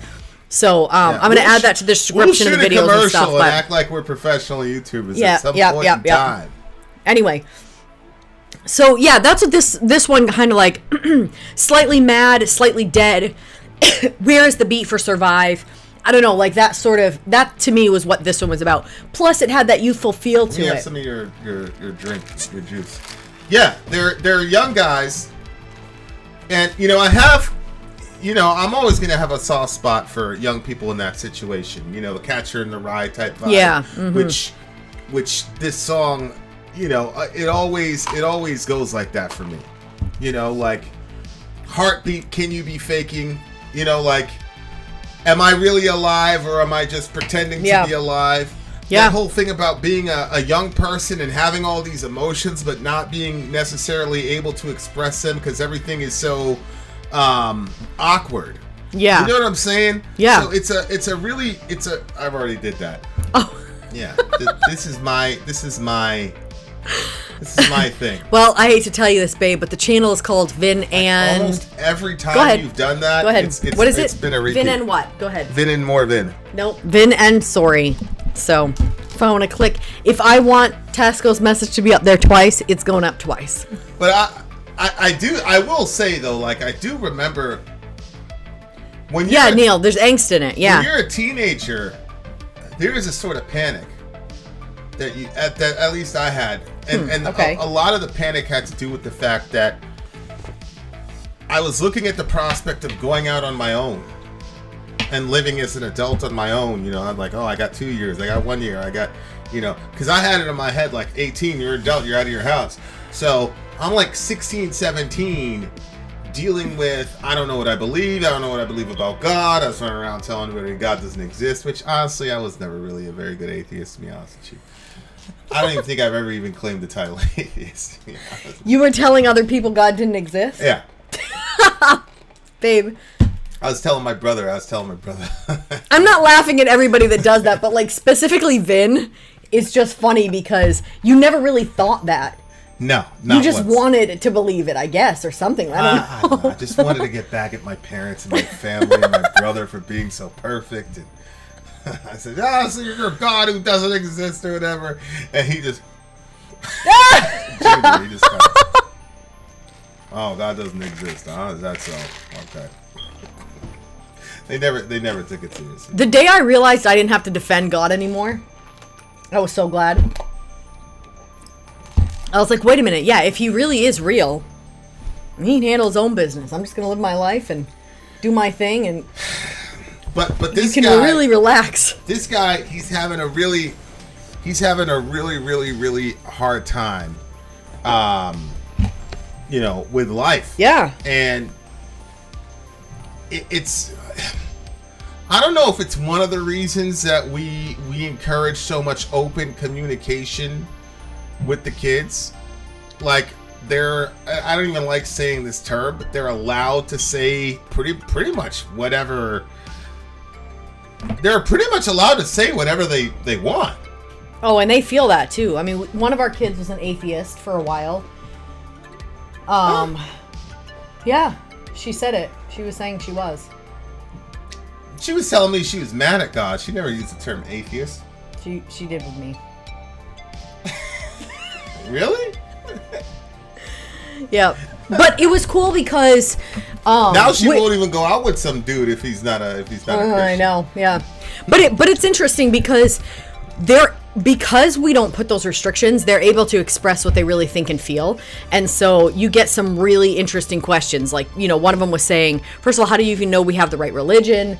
And then another one was saying, well, that led into, how do you know that Jesus really existed? How do you know he rose from the dead? So the answers to those questions were really fun. I especially liked that one because you actually gave me the answer to that like so many years ago, but for some reason, like that whole lineup just stayed stuck in my head, like it's a downloadable page for a talk. I don't know. Yeah. And I will remember the historians Tacitus, and I don't even know why it just like stays in there solid. I was like, that's a solid argument. But this guy's really feeling it. But I remember thinking to myself, like, yo, I haven't figured any of this shit out, and I'm supposed to go off and live as a functional adult by myself. Yeah. And it was terrifying. I had already put that up there. Would you stop? You're not a better multitasker. Well, I can't see your screen as much as I can see. Anyway, go ahead, babe. Just go ahead. So Why do you have to make such? Stop doing that. What the hell is wrong with you? Fuck you. I live that hell right. The other thing is that these guys, English is not their first language. Oh, well, that's true. They're German, right? I don't know if they're Swedish, German, or whatever. But it's I not thought he said they were German. It's not their initial language. So it's really fascinating to see that they did a pretty good job. Yeah, they did. Yeah, they're German. I mean, there's some bad English here, and here, but yeah, they're German. For the most part, they did a really good job to make it rhyme and make a really. I feel like international bands don't get enough credit for being able to craft a song that rhymes, that's good and has good lyrics when it's not their mother tongue. Like, I agree. I especially, feel like you deserve hella credit for being able to do that. Especially because, like, we've been listening to this guy that he's called the Christian Prince. Absolutely fascinating. I don't think that he necessarily represents Christianity well, as far as, I don't know. He's a little bit rude in my opinion, but that's what makes him so hilarious. But anyway, so we've been listening to him, and like some of the words that he says, I'm like, I don't know if he. Like for instance, one time he said, like, the person said something and he said that he was gonna spank him with his own words, and I'm like, I don't know if he like, get your diaper on, Ben, baby, I'll spank you. Yeah, I was like, I don't know if that's how he meant that to be, but like in this, like all the words, like the proper words are used for it, where it's not like, I don't know, something that comes off looking like a little bit of a joke because the word was used so improperly. But yeah, I definitely agree with that they don't get enough credit for. But every time these nihilists start talking, especially when they make music, the music itself undercuts the message. Because he says, look what he says. He says, I live that hell ride with the pulse of the dead inside. There is nothing to show. It's an empty life. Yeah. I mean, there's nothing to show. You just made a badass song. You see what I'm saying? Oh, yeah. Yeah. So anytime an artist or an author makes a case for nihilism, the case itself destroys the case itself. It happens every time. Yeah. What do you mean there's nothing to show for it? What do you mean it's meaningless? Like, you put these notes together and ordered them in such a way as to bring a lot of joy to a lot of people, and give people in your situation a sense of purpose and belonging. I see hella meaning in that. Yeah, I agree. Once I figured out that my feelings of emptiness were designed to bring about the fullness of other people, or my pain was designed to bring about the healing of other people, etc., etc. Once I figured that principle out, once I figured out God's algorithm, I said, oh, and then it really helped me stop complaining. A lot of our, and I could say this freely as a person who struggled with depression all my life, but a lot of our feelings of sadness, blah, blah, blah, depression, nihilism, a lot of it is self-centered thinking. Why is this happening to me? And it's not about... I agree. But when you say, why is this happening to me, that's not even a genuine question. What you're really saying is, that shouldn't happen to me, it should happen to somebody else. If we really asked, why is this happening to me, then we'd be in a lot better situation. Because then there would be a purpose for it. You're right. So if we say, what is the purpose of this happening to me? Yeah. That is a great question to ask. But if you say in the Nancy Kerrigan, why me, ... and not somebody else, then you've guaranteed yourself lifelong misery, dear listener. I've never heard anybody in like an existential conflict where they're crying their eyes out and saying, why am I in this mansion? Why me? I've never heard anybody say like, why am I in this amazing metal band and millions of people are listening to my art? Right. I've never heard anybody like crying really, really hurt saying, how come I was not born in an untouchable ghetto in India? Yeah. In the untouchable class. Yeah. Anytime somebody says, why me? It's always, why is this bad thing happening to me and not somebody else? Right? And obviously the song isn't necessarily asking that question, but that's a freebie, dear listener. If you ask, what is the purpose of this? That is a much different question than a why me question. Sometimes your emptiness is designed to give fullness to other people. Yep. So, and the way you do that is by expressing your emptiness. And the minute you express your emptiness, then other people become full because then they're not alone. And then once they say, holy shit, when you said that, I realized that I wasn't alone. Your emptiness became their fullness, which became your fullness, and then bang. It's a circle, dear listener. But if you're so absorbed on yourself and how bad and horrible and terrible your life is, then you have no hope. Okay, go ahead. What do you got? So I really enjoyed this one. I'm probably going to go with a 9.7 for it. This is my favorite song so far, 9.3. 9.3. I thoroughly enjoyed it. I really like this band. I really, really do. Young boys killing shit. All right, Dire Straits is next. Sorry out. What is it? Dire Straits. Dire Straits, dear listener. VIN out. Sorry out. Gone. 7.7, Neil Murray. Obviously, Neil Murray's not a Christian. We know that with that horrible rating. And here comes Mike Franco at a 9.9. I guess he is a Christian. Welcome to the team. By that logic. All right. I would say, Steve, that the ultimate fullness is in Christ, but you could still have fullness as you get along the way. You'll just have it, it'll deplete. Christ is the only infinite source of fullness, but you can still get that on the way to him. He's ordered the universe that way. Okay, commercial break, Dire Straits. We're coming up next. I'm Vin. I'm sorry. If you would like to get your song reviewed, dear listener, there's the filthy capitalist option. As Sori says, 125 gets you straight to the head of the line. You don't have to be a part of the alliance. You don't have to be part of the group. Wait a minute. And the biggest thing is you don't have to wait. You hop, skip, and jump right in front of everybody. 125 gets you there. You do that 3 times, and you get mashed down to the $75 rate for perpetuity. Yes! Also, there is a band review option. So if you've got a band and you're trying to get your band some exposure, hit me up at insori@gmail.com, and I'll show you the details about how to pull that off. You can also jump on Patreon, and there is a option on the tiers to be able to get your band reviewed. Yep. Obviously, we can't lie to you, so we can't guarantee a positive review. Get what you get. It's just rubbish. Rubbish. Rubbish. That's British for garbage. My favorite is a community option. $1 at the gate gets you in a Patreon. You get to join an alliance. The alliance joins their points together, and that helps determine what songs that we do. The alliances hang out on Discord.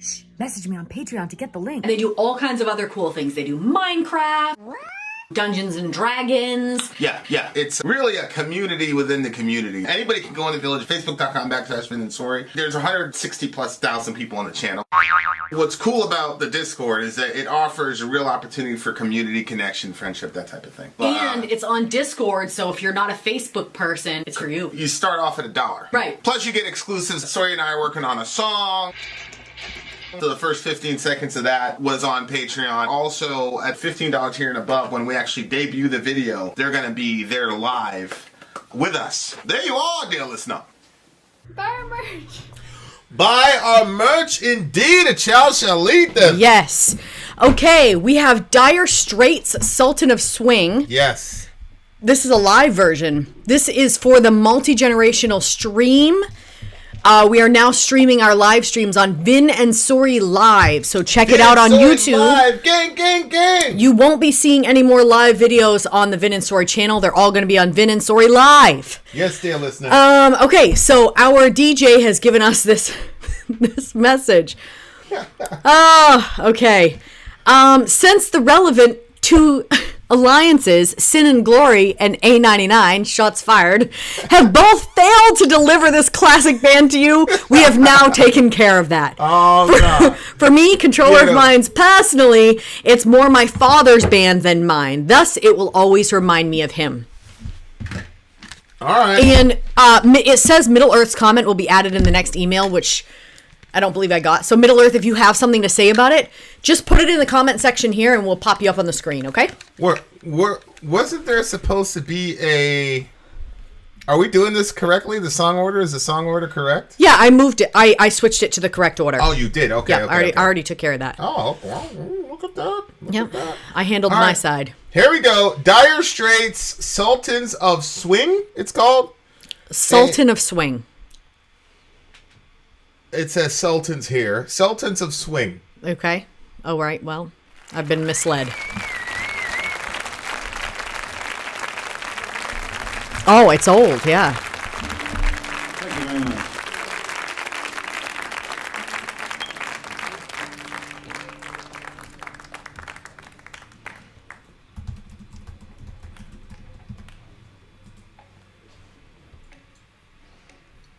Excuse me.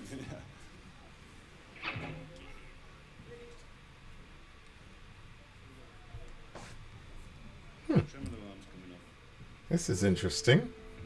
Tremolo arms coming off. All right, now let's do this Sultans and do it properly.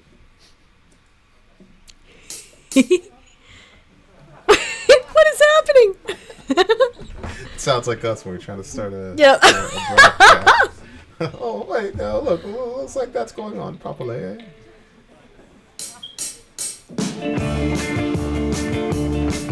Look at the legs. I love the legs. Yep. The white pants. Yeah.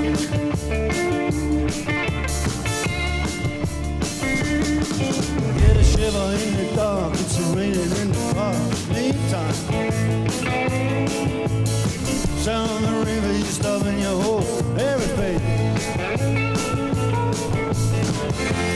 Band is blowing Dixie, double fall time. Feel alright when you hear the music ring.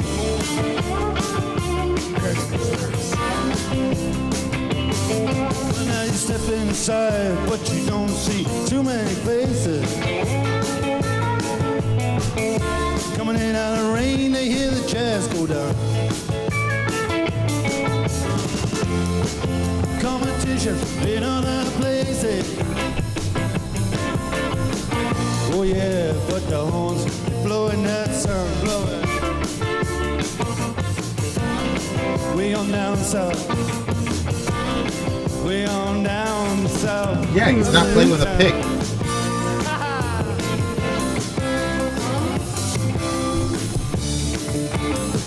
He's not playing with a pick. You see that?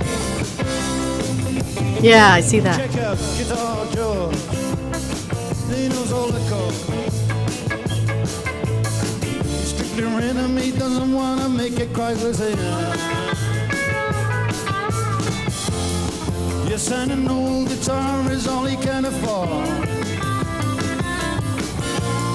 cuts off on the lights, play that thing.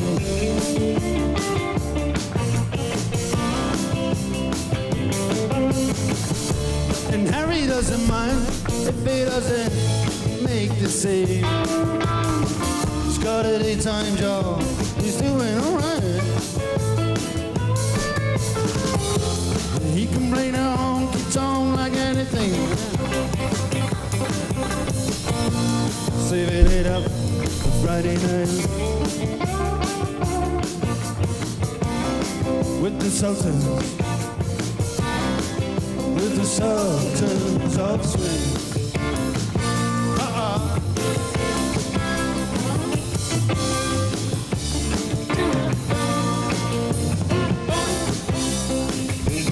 Has such a chill feel to it.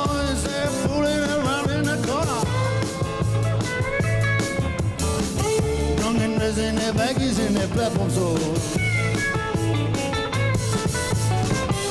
They don't give a damn about any trumpet playing band. They ain't what they call rock and roll.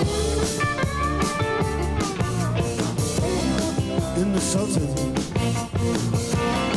yeah, the Sultans, they play Creole.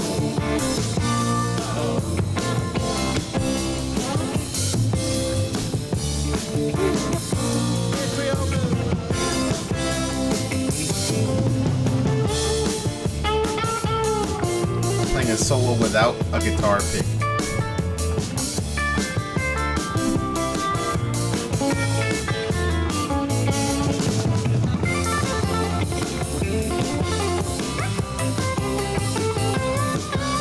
Aww.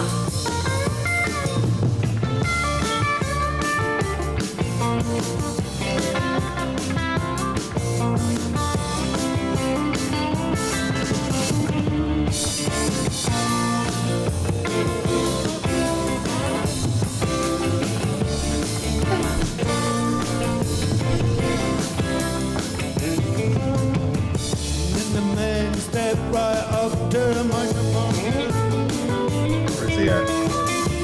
Says that that's just as a time bell rings. Good night, thank you, now it's time to go home. Then he makes it bad, one more thing.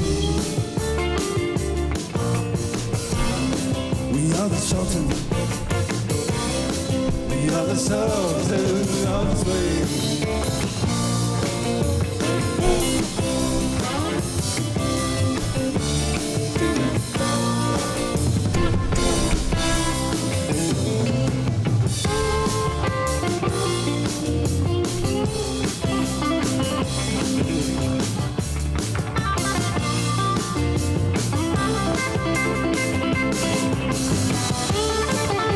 What?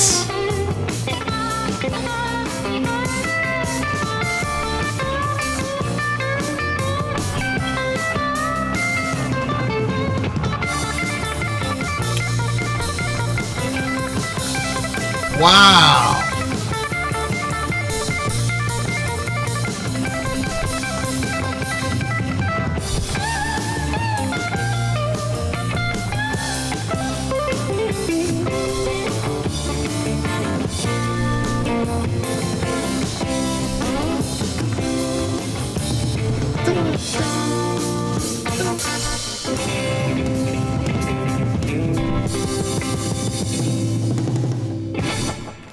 Wow. Hey, with a freaking that sounds.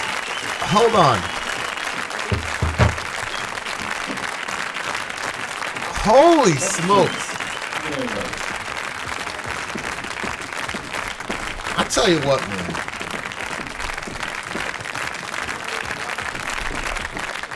I don't want to give him a big head, but when these two get together and pick music, they're usually really. Yeah. They pick. And I never know what type of stream I'm walking into. Pick really soulful shit. This song.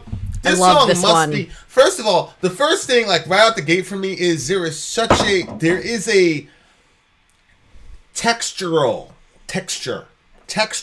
difference when somebody's doing a solo with the fingers. Than Oh, just absolutely, the pick. absolutely. Like it's funny too because like it's pick to pick sounds different. Like you don't notice it, but when I'm playing the other song that I'm working on, I actually use 2 picks. Use a hard one. Yeah, I use the real hard one for the lead part, and then the soft one for the rhythm part. Oh. And it has a massive different in effect. Just pick. Oh, to pick. yeah, It's yeah. so, When I used to play, I did notice a difference in my own. It's so fascinating, like the convergence of like the soul and science, because there's obvious science behind, you know, the density of his finger, all resistance, the softness of it, because you can't get that like with a pick. Yeah, I'm blown Because even the away. softest pick is not as soft as skin. Yeah, that's what I'm saying. I'm or like, calloused I'm just skin. Like blown away by like inertia, matter, energy, gravity, and then you talk about consciousness because he's using his consciousness to manipulate those forces to. It's just so crazy to me how human beings are beholden to forces like gravity, inertia, etc., etc. Yeah. But simultaneous to being beholden to it, we can also harness it and manipulate it and use it to express our consciousness in ways that words can't. It's science is so unbelievably, insanely fascinating to me. It's just when you combine science with spirituality and the soul. It's the most fascinating world to live in. Like how all those things connect to each other. But there is a qualitative difference in the way that it sounds when you're doing a solo of finger picking versus doing a solo on regular play. And I think some people would say that there were some imperfections because there were some pauses and things like that when he was going from note to note. But if you want to talk, people talk about having a signature style. I mean, if this guy does this all the time, then there's got to be that's his signature style. That's it's unbelievable to me. I'll tell you, when I was listening to this, I'm like, I always feel like I was born in the wrong era. And then on top of that, I love my family, but also the wrong family, because I wish I would have been able to experience some of this stuff live. You know what I mean? Like to be a teenager in the 70s and then be in the 80s as like in your 20s. I know. That would have been so fun. The concerts, the show, just, oh my word. Oh, I mean, God knew what he was doing. I don't know. I probably would have experimented too much with drugs or something. Well, I mean, like 1978 this was? I thought this was... What year was this? Yeah, I think it was 78. I think it was 78, but let me just double check. 78, I think people were out of the drug culture by then, no? No, was it? I don't know. I have no clue, babe. I don't know, but either way, I have no clue. Either way, I'm blown away. Yeah, by, it was like, 78. How brilliant these people are. Like the sound. It's unbelievable. I love the sound that they make, and it just. I felt. So I like it when stuff doesn't have to feel so uptight. Excuse me. One of the reasons why. One of the many reasons why I love being married to Vin is because my presentation, like what you guys see on the channel, is not how I typically present myself in public, especially if I'm by myself. I'm very serious. I'm very like, I don't know, my head is up. I'm just going on a mission, and I'm not really necessarily like trying to engage with people around me. You're a very serious person. Yeah, I'm very, very serious in those contexts. A lot of times it's because I feel uncomfortable and I'm trying to get in and out of a situation. I don't want to be looked at for too long. That makes me feel uncomfortable. And then I land with this like fight inside of my own head. Like, should I say something to this person? Should I not? And then now that we do a channel, you don't know if the person's looking at you because they're like, oh, that's sorry. And you're like, you go off on somebody. But anyway, like being married to Vin, like people are funny. Like there's obviously people that don't like interracial relationships, but then there are lots of people that, even though they would necessarily be like more on the uptight side, for some reason they get around Vin and like within a couple minutes they're cursing, they're like relaxing. I think it's because there are some racial elements to assumptions that we have about, when you have the bandana and stuff like that, like it just makes people feel like, all right, well, we don't have to be so uptight here. We don't have to be so serious around this Negro So, stop, babe. So Vin ends up making a lot of experiences into like a party, and I like that. A whole room will become fun. The sauna will become a fun room. I notice whenever I go in by myself, like everything stays quiet and very serious, uncomfortable sometimes even. But Vin's there. Everybody's talking, laughing, joking, cursing. But anyway, so like when I look at this era, like I feel like, and I could be completely wrong, but just from what I see of it, it seems like people were more friendly in the, hey, neighbor, sort of sense. You know? Yeah, I agree with that. Yeah, so I like that. I mean, I'm sure that in the 70s, there was probably some really oppressive elements, especially if you were interracial. Well, I almost feel like the civil rights movements had successfully just been done, and crack hadn't hit yet in the hood, and Biden hadn't hit yet in the 90s. Yo! So I feel like the mid-70s was a good 5 years. Maybe.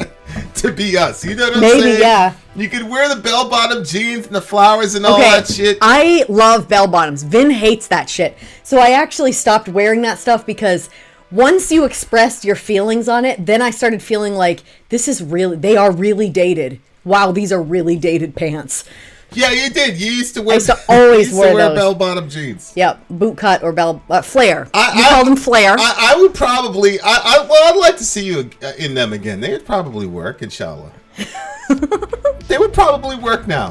Why would they all of a sudden work now? Because I haven't seen you in them in a while. Plus, you have a very nice fall. I wasn't looking at you. I wasn't looking at you like that back in the day when I was saying all that shit. You see what I'm saying? So now... No, you were saying that when we first had gotten married. You better have been looking at me. No. Yeah, you did, because it was... All my wardrobe was like that, and I asked you if you liked all those. Your wardrobe was bell-bottom jeans? Yeah. Where I didn't have pictures? A single pair that was now not. Watch, I'm going to say, all right, Sarai, get us a picture of you in these bell-bottom jeans. Pull up that picture where homeboy was looking at my ass, and he shouldn't have been. That's the type of pants I'm wearing. Go ahead. I can't find that picture. We've got like 5,000 pictures in there. Okay, well, if you look at any pictures from that time period, any jeans I'm wearing are all like that. The homeboy had a direct route to your bum.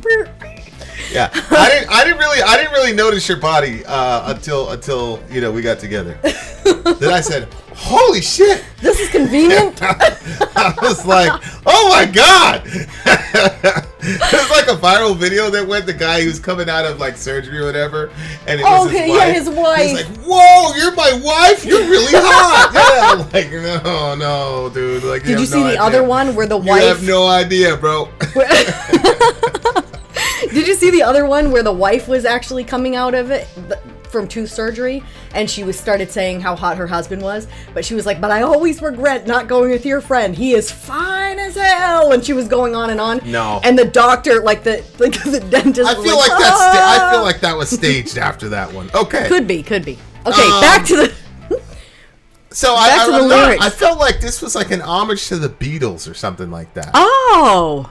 Okay. Because he says, you check out George, he knows all the chords. Isn't he in the Beatles? I have no idea. I don't know. There's a George, right, in the Beatles? George Harris, right? Well, I don't know. Down here they're saying George Young and Harry Vender, guitarists of the band The Easy Beats. George Young is Angus Young's AC/DC older brother. But what is lead guitar? Oh no, that doesn't work. What does A to Z lyrics mean? He says George. Where was he when he talked about George? He knows all the chords. George knows all the chords. Mind you, it's strictly rhythm. He doesn't want to make it cry or sing. Okay, so that's rhythm guitar. Yeah. Cry or sing is when you're playing those. Oh, I know. I like that. I love it when you do that. Which is what the lead guitarist is supposed to do. So that's lead. Mm-hmm. I like playing rhythm stuff, but I only get reactions from Soraya when I'm playing lead stuff. When I'm playing like the heavy, real man metal shit, she's like, "Oh, that's nice, Vincent." Okay, I like it when he makes the guitar cry, and I also like it when he plays like really sappy, sad sounding stuff. Yeah, those are all lead stuff. Okay, well, I like you being an alpha. What can I say? What does that to do with being an alpha? What are you talking about? Lead, alpha. Ridiculous. I was just sliding in there. Okay. Harry doesn't mind if he doesn't make the scene. He's got a daytime job. He's just doing all right. He can play the honky tonk like anything, saving it up for Friday night with the Sultans, where the Sultans of swing. Okay, I don't think this is the Beatles. Yeah, so it might be what they were saying. He's saying it's about a fictional band because he said this guy's playing the music for the love of the music. He doesn't even know if he's gonna make it because he says Harry doesn't mind if he doesn't make the scene. Okay. He's got a daytime job. He's doing all right. So Harry's like, yo, I'm good. He can play the honky tonk like anything. He's like, I got money. I'm not doing this for money. It's just pure art. Mm-hmm. Pure art. So it looks like he's just talking about people that do bands and make music for the love of the music, which is amazing. Yeah.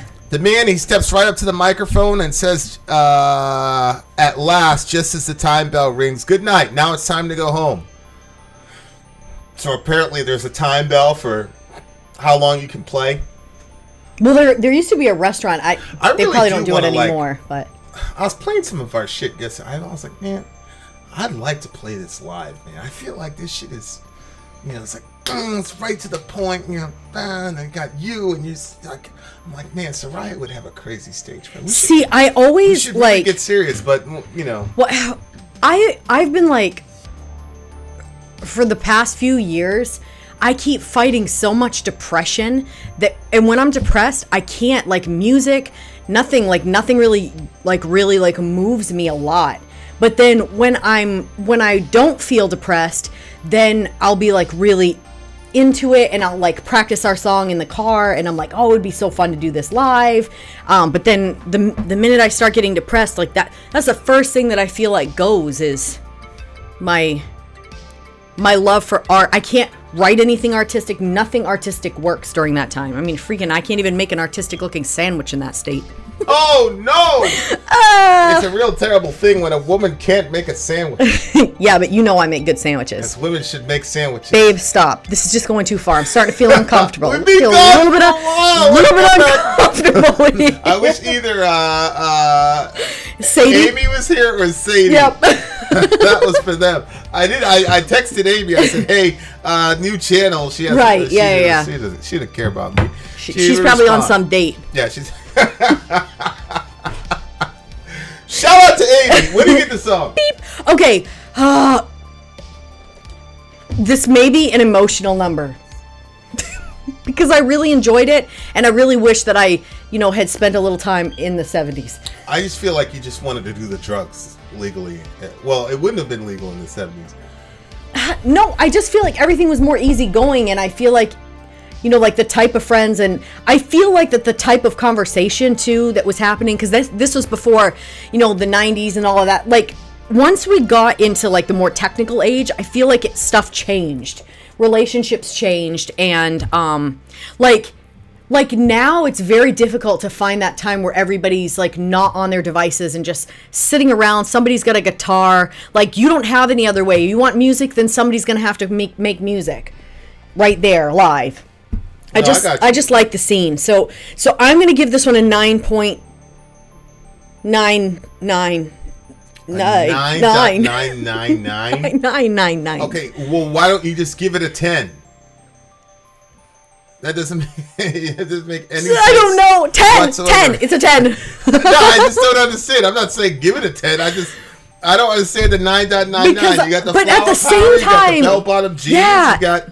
At the same time, too, like, did you hear the sound in this? Yeah. Like, this is live? That's How did they saying. get such an amazing recording in the 70s? All right, it's a 10. It's a 10. It's a 10 for this band. It's a 10 for any friends and family of this band that is still alive. And a 10 for you, controller of minds, and everybody, whichever one you pick the song. All right. So I thoroughly enjoyed the song. It was great. There was a specific chord progression in there as well. This is my favorite song so far, so I'm going to give this one a 9.7. So long as it got a 9 something, not enough to assault you. What do you mean? If you're going to give that's why 7.9. That's why your hand was there. You're a bad man. All right. So wait, you gave it a 9.7? Yeah, I gave it a 9.7. Why wouldn't you just give it a 10? It's not a 10 for me. All right, you guys. Up next, we are going to be having a power trip song, Crucifixation. I think it's not crucifixion. It's like crucifixication or something like that. But who's being technical here? Yeah, who cares? It's not standout ceremony here. Yeah. Mr. Wayne. I was going to say, we shall return. VIN out. Sorry out. Gone. All right, guys. 9.13. We shall return. We're coming right back at you. I'm VIN. I'm sorry. If you would like to get your song reviewed, dear listener, there's the Filthy Capitalist option. As Sori says, 125 gets you straight to the head of the line. You don't have to be a part of the alliance. You don't have to be part of the group. Wait a minute. And the biggest thing is you don't have to wait. You hop, skip, and jump right in front of everybody. 125 gets you there. You do that 3 times, and you get mashed down to the $75 rate for perpetuity. Yes! Also, there is a band review option. So if you've got a band and you're trying to get your band some exposure, hit me up at VinAndSOri@gmail.com, and I'll show you the details about how to pull that off. You can also jump on Patreon, and there is a option on the tiers to be able to get your band reviewed. Yep. Obviously, we can't lie to you, so we can't guarantee a positive review. Get what you get. It's just rubbish. Rubbish. Rubbish. That's British for garbage. My favorite is the community option. $1 at the gate gets you in a Patreon. You get to join an alliance. The alliance joins their points together, and that helps determine what songs that we do. The alliances hang out on Discord. Message me on Patreon to get the link. And they do all kinds of other cool things. They do Minecraft, Dungeons and Dragons. Yeah. It's really a community within the community. Anybody can go in the village. Facebook.com/VIN and SORI. There's 160,000+ people on the channel. What's cool about the Discord is that it offers a real opportunity for community connection, friendship, that type of thing. And it's on Discord, so if you're not a Facebook person, it's for you. You start off at $1. Right. Plus you get exclusives. Sori and I are working on a song. So the first 15 seconds of that was on Patreon. Also, at $15 tier and above, when we actually debut the video, they're going to be there live with us. There you are, dear listener. Buy our merch. Buy our merch indeed, a child shall lead them. To buy our merch. Yes, dear listener. The multi-generational stream. If you're like, I never get to see the streams. The place to see the streams is on our other channel, VIN and SORI Live. Our other channel. What's this Babe, channel? this is the commercial, yo. No, this is not the commercial. I'm doing this for the other videos to get the. It doesn't matter. And they're already on VIN and SORI No, Live. they're not, because I'm going to break this video up and I'm going to put it on the other channel, and then they're going to get this information. I guess. Why do you have to make everything an argument? Men. That makes all right, sense. so the song that we just did a commercial and I was adding to it. Our DJs are the multi-generationals. That's the big homie controller of minds and the big homie Middle Earth. So this song is combined, dear listener. Power Trip. Crucifixication. Is there a thing to read before? No. Okay, here we go, guys. Power Trip, Crucifixication. Time to bang your effing heads. I'll be the judge of that, sir. Yeah. All right, let's do it. You could be misleading us. Could be lying to us like a media. Nope. Time to bang your heads.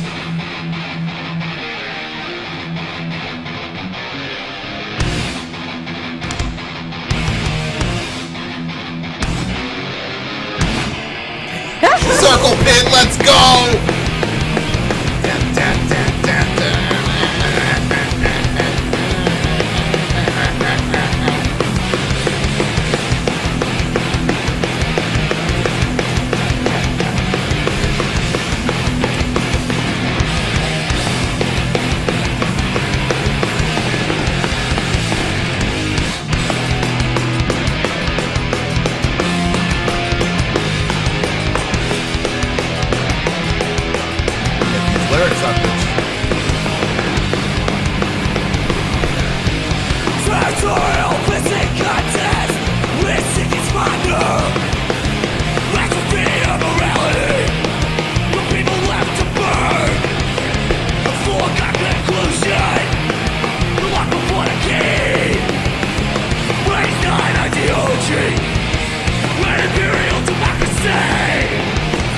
We're an imperial democracy. Talk to what you think you know. Go and leave it on a tombstone. Altering the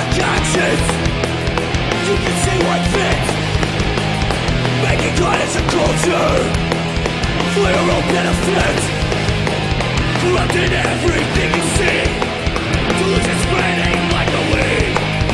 Your logical fallacy. It's rational savagery. Rational savagery. Talk to me. Bang your fucking head. You see with his hat? You see with his hat? Put it out. Yeah, bang. Look at that breakdown, bro. Talk to him.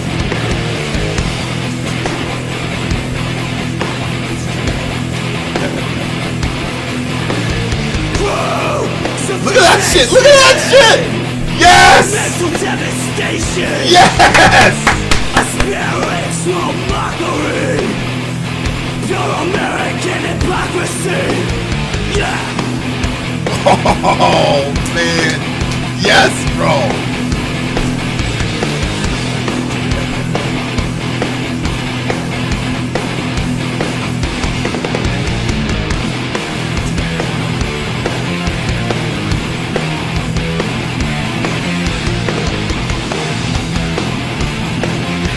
Look at you. You look like them angry people on The Simpsons.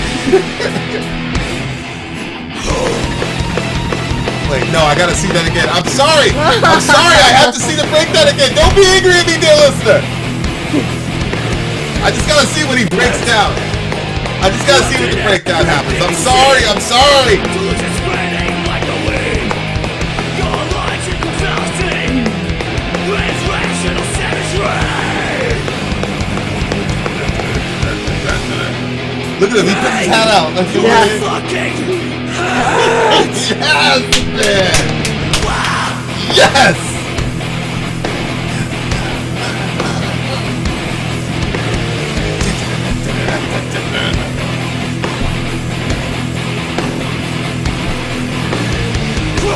Look at that shit. Yes. One. There's so many. Look at that shit. Yeah, look at the black guy. The black guy just jumping around. Pure American hypocrisy. I can't rewind it. Yes, I won.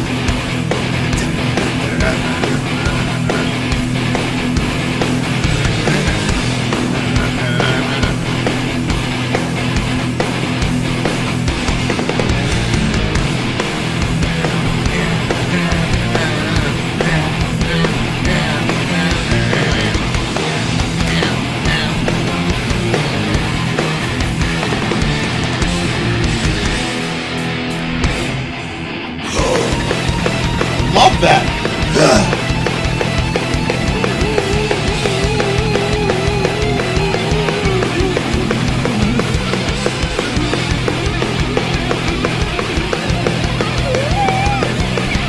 That sounds like one of my impromptus. Does it? What? Does it sound like one of my impromptus?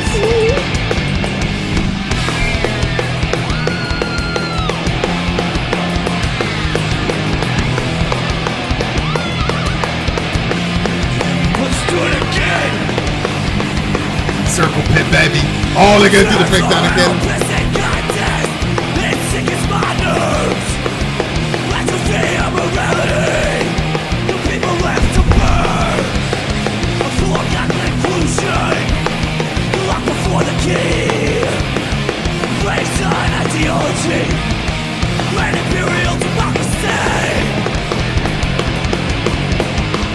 I don't care what you think you know. Go and leave it on a tombstone. Altering the conscience. You can see what sticks. Indoctrinating violence to your own benefit. Corrupting everything you see. Delusion spreading like a weed. Your thirst for totality. It's rational savagery.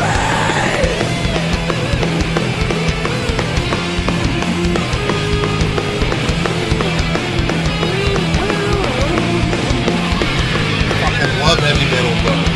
I've missed thee, metal. I've missed thee.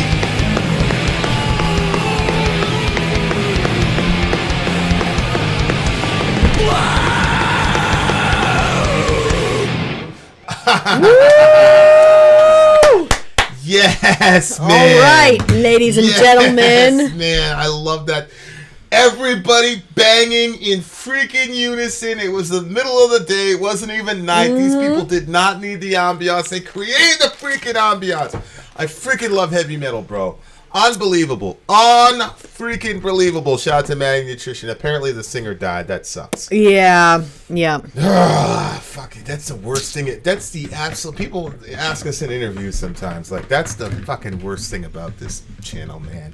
Yeah. You find somebody, you fall in love with them, blah, blah, blah, and they're freaking... They're off to the ain't self. But it's all good. It's all good. We're going to celebrate their music, inshallah. The Other Dimension, they're playing there. Yeah, I really, really love this song, man. Holy shit. It was just so heavy. And Yeah. the circle pit. Yeah. That end of the end of our first song, that shit is, I'm telling, that shit is heavy as hell, bro. That shit is just like, Yeah. Oh, yeah. Oh, it is. It really is. this shit is, it's hard. People are gonna lose their shit once they hear and see what we're capable The greatness! of. The greatness! Sorry! The anger! Misery! Okay. Misery! Territorial pissing contest. It sickens my nerves. Atrophy of morality. The people left. Oh, that's a good line. Atrophy Of morality. Yeah. Brilliant. That's really good too, because your muscle atrophies when you don't use it. So that's one of the things about like our collective morality is that it starts off subtle. Like a society doesn't like wake up killing babies. Right. You know what I'm saying? Like it atrophies over a period of time. Right. You know, and then you come up with all these different ways of justifying X or Y, Z behavior. And like this is the biggest thing I see about Americans is that we're you know, apathetic. Our empathy mechanism has been completely bastardized by our media. It's unbelievable. I mean, I'll finish the lyrics and I'll talk about what I'm talking about. But a foregone conclusion, the lock before the key, raised on ideology and imperial democracy. Brilliant. I don't care what you think you know. Go and leave it on your tombstone. Yeah. A foregone conclusion, the lock before the key. You know, your barred gates of entry. Yep. Like, the default should be freedom. That should be the default. But what's the default is Locks. restriction and locks, and we're gonna we're gonna like it's unbelievable stuff. I don't care what you think you know, go and leave it on your tombstone. Altering the conscious, I'm assuming that should be consciousness, but whatever. You can see what fits. Making carnage of culture for your own benefit. Jeez. Your purity is make-believe. Delusion spreading like a weed. Your illogical fallacy is rational Savagery. This guy. Holy shit. This guy is no freaking joke, bro. Yeah, I know. He's very good with his lyrics. He is no joke. Look at those appositional thought logical fallacy, rational savagery. Crucifixation, mental devastation, a spiritual mockery, pure American hypocrisy. I'm assuming there's the Christian right and their penchant for war. What year was this song written? It says, wait a minute, that's modified by, I saw it in here before. Hold on. 2017. Yeah. Yeah. February 24th. 2017. So, pure American territorial pissing it sickens my nerves, and it's just repeat. So they just said the same thing twice. But altering your conscience, you can see what sticks. Indoctrinating violence for your own benefit, corrupting everything you see. Delusion spread like a weed. Your thirst for totality is rational savagery. Again, they said that line. I mean, unbelievable lyrics, and you know it's. You know, this is going to be dangerous. Welcome to the channel. We came from an evangelical right. Yep. I wonder if we're thinking the same thing. Okay, go ahead. I doubt we are. We came from an evangelical right wing perspective. Yep. You know, so when you talk about calling out hypocrisy, for example, it's always one of those things where it's like, it's very popular to point out evangelical right-wing hypocrisy. So if we go, man, the evangelical church is a bunch of hypocrites. You'll allow pedophile priests to go everywhere, but then you'll go after gay people. People are like, yeah, that's right. Point out the hypocrisy. But then when you point out the neoliberal, blue no matter who establishment hypocrisy and false morality and all the other bullshit, people get really, really uptight. You lost me. Blue morality? Wait. Blue no matter who is basic. No, not the left. Okay, I don't know what you're talking about. Blue no matter who is, we have to vote for a Democrat no matter who he is. It doesn't matter how fucked up the Democrat is. Basically, we have to vote for Joe Biden because he's a Democrat. So it's a blue no matter who media bullshit. And why did you say not the left? Isn't the left Democrat? No. Bernie Sanders would be the left. But you saw what the Democratic Party did to Bernie Sanders. Okay. See, it's one of the things I learned from the channel. Okay. CNN, MSNBC, those people are not leftists. Yeah. They're basically they're right wingers with a different cultural flavor, but they're the same group of people. Yeah. Okay. But the people that support them, when you point out the hypocrisy. I'm so sorry. Look at what Dwayne changed his name to. Huh? Dwayne. What do you say? What artist? Dwayne Chamberlain 3.5 because that's what I gave the Beatles. Oh. Okay, go ahead. It's just when you point out the hypocrisy of, modern neoliberal secularists, they get crazy and they can't see it. Like this whole Russia-Ukraine situation. Yep. Okay, what about it? Well, so for example, what they're talking about, like your morality, like these people, you got people that really truly believe that because they put a yellow and blue thingy on their Facebook picture that they're like some good person. Oh. It's like, motherfucker, you come from a country that bombs the living shit. Yeah. How many years have I been talking about those pine nut farmers in Afghanistan? People genuinely, legit do not care. Right. They didn't care. Yeah. And then now they're putting all this blue and yellow shit in their Facebook, and now they think they're really moral people. And they're demonizing Putin, saying all this crazy shit about Vladimir Putin. Meanwhile, we're about, we've got I published this on Middle America. We did a thing on Middle America where we're sizing up in the next 10 years to eat up about 50% of the EU's we're about to be their gas patrons. Yeah. Because they can't buy from Russia anymore because Russia's bad and we're good. Yeah. And it just so happens the Nord Stream pipeline, it circumvents Ukraine, so that's $2 billion a year that Ukraine's going to lose if Nord Stream 2 gets approved. Nord Stream is not getting approved because of what Putin did. So, we are benefiting exponentially from this situation. And it's Absolutely. not we, it's American oil and gas oligarchs are benefiting. But it's mind-boggling to me when you have these people who are now all of a sudden they're crying about Ukraine.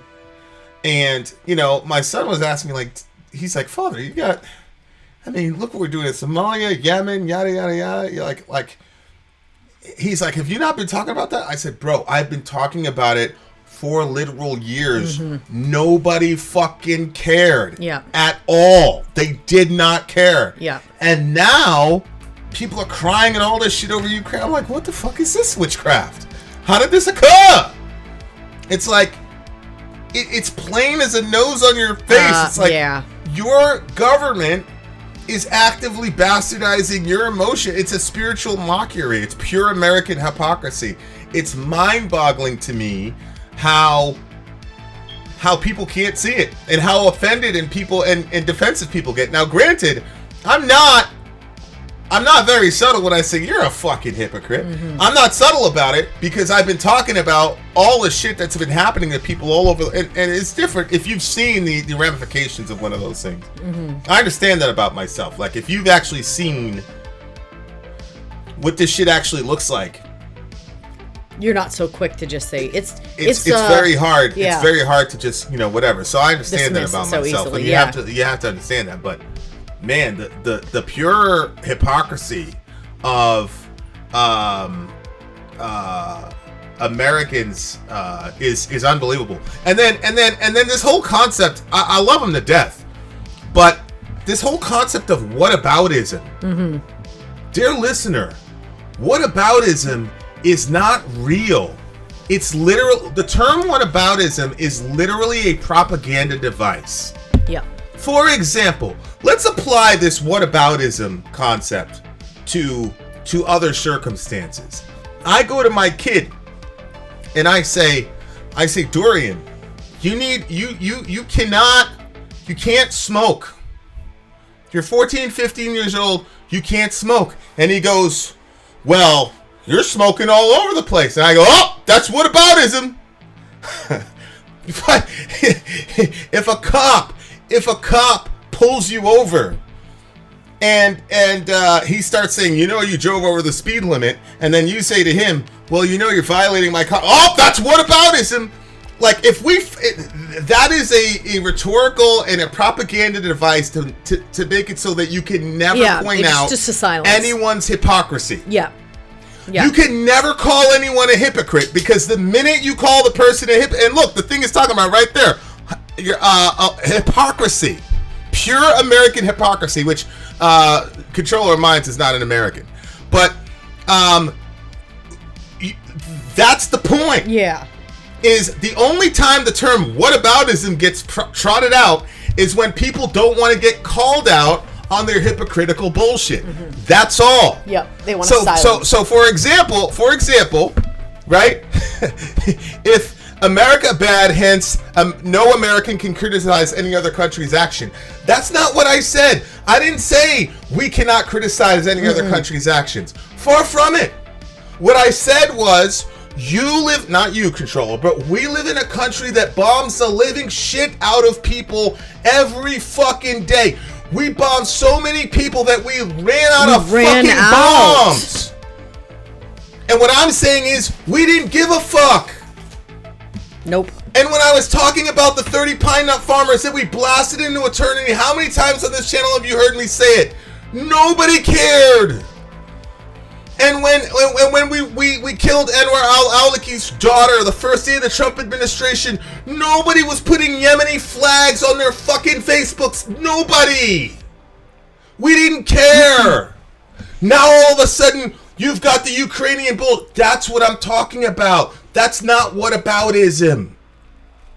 I did not say we cannot criticize Putin, blah, blah, blah. What I'm saying is, if you're an American and this war somehow ends up benefiting you, because now 50% of the EU's gas is going to go to us as a patron, then we should question, wait a second here, maybe our government orchestrated this so that we could benefit from it. That's what I'm saying. But whataboutism completely shuts down that discussion. Yep. Convenient. I have never heard a person. I have never heard the first time I was introduced to whataboutism was when we were talking about Trump. Okay. And Trump had put those kids in cages. Yeah. And DJ said to me, Obama built those cages. And I said, bullshit, he didn't build those cages. And then I went, wah, wah, wah, wah. And I said, holy fucking shit, Obama built the cages. So then, during the Biden, the runoff in 2020, I was like, you do realize that Obama built the cages and that Biden was the vice president while Obama built the cages. Yep. You do realize that. Yep. And people said, you know what they said to me? That's whataboutism, Vin. Guess what, dear listener? Guess who's got kids in cages? Joe Biden.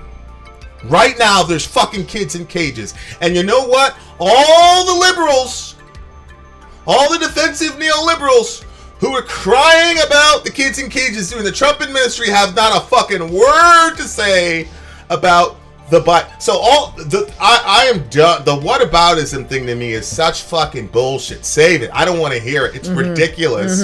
It is a weak, and it's funny because this guy talked about logical fallacy. It is a weak, logically fallacious weak-ass rhetorical device so that you don't have to deal with the hypocrisy of yourself or the subculture that you're a part of or whatever. I've not ran into a single person that ever justified Trump putting kids in cages with the Biden administration. I have never ran into a single person that said Vladimir Putin is, well, one, Jackson Hinkle, okay? But I haven't read into anybody else that said Vladimir Putin is a good guy and what he did was great, blah, blah, blah, blah. To point out American hypocrisy and the hypocrisy of our media is not whataboutism. It's not. We've been killing motherfuckers all over the fucking planet. And now that it's happening to these people, all of a sudden, now we're supposed to put green and fucking blue and criticize Vladimir Putin, yada, yada, yada, yada, yada, yada, yada. Ridiculous. Now, what I will say about Putin is that, you know, bin Laden had the great Satan and the little Satan. He said the Israelis were the Israelis were the little Satan, we were the big Satan, right?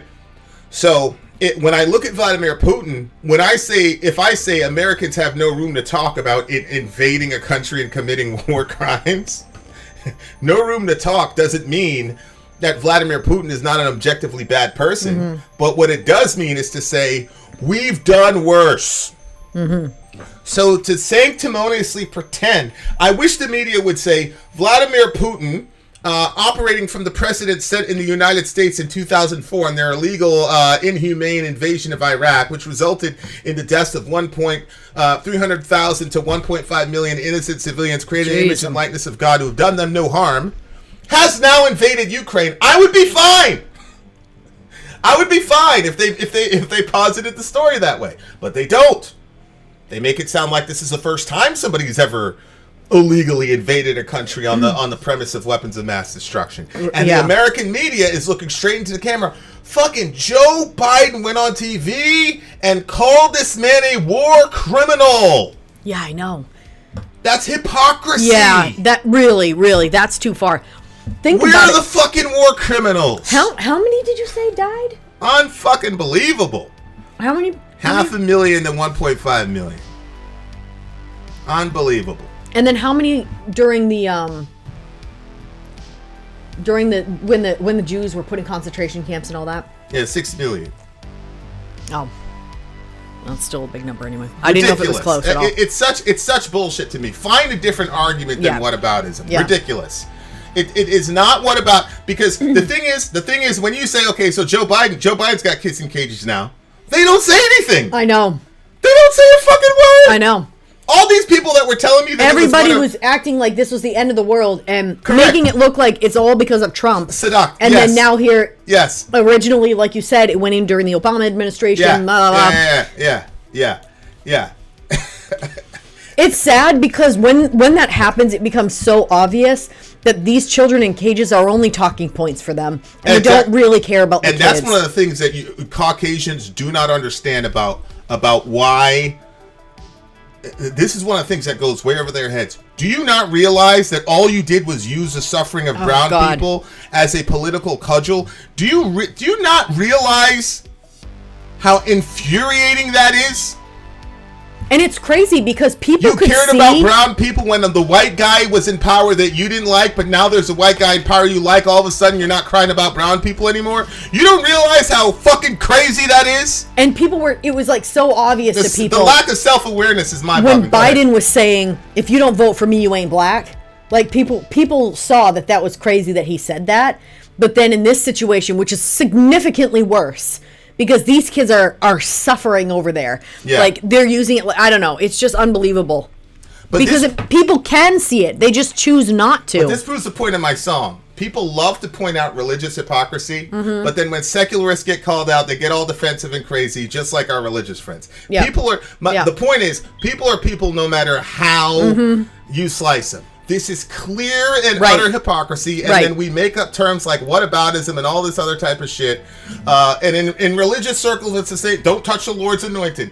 Everybody has these crazy little phrases that people use to try to shut down people calling out their hypocritical bullshit.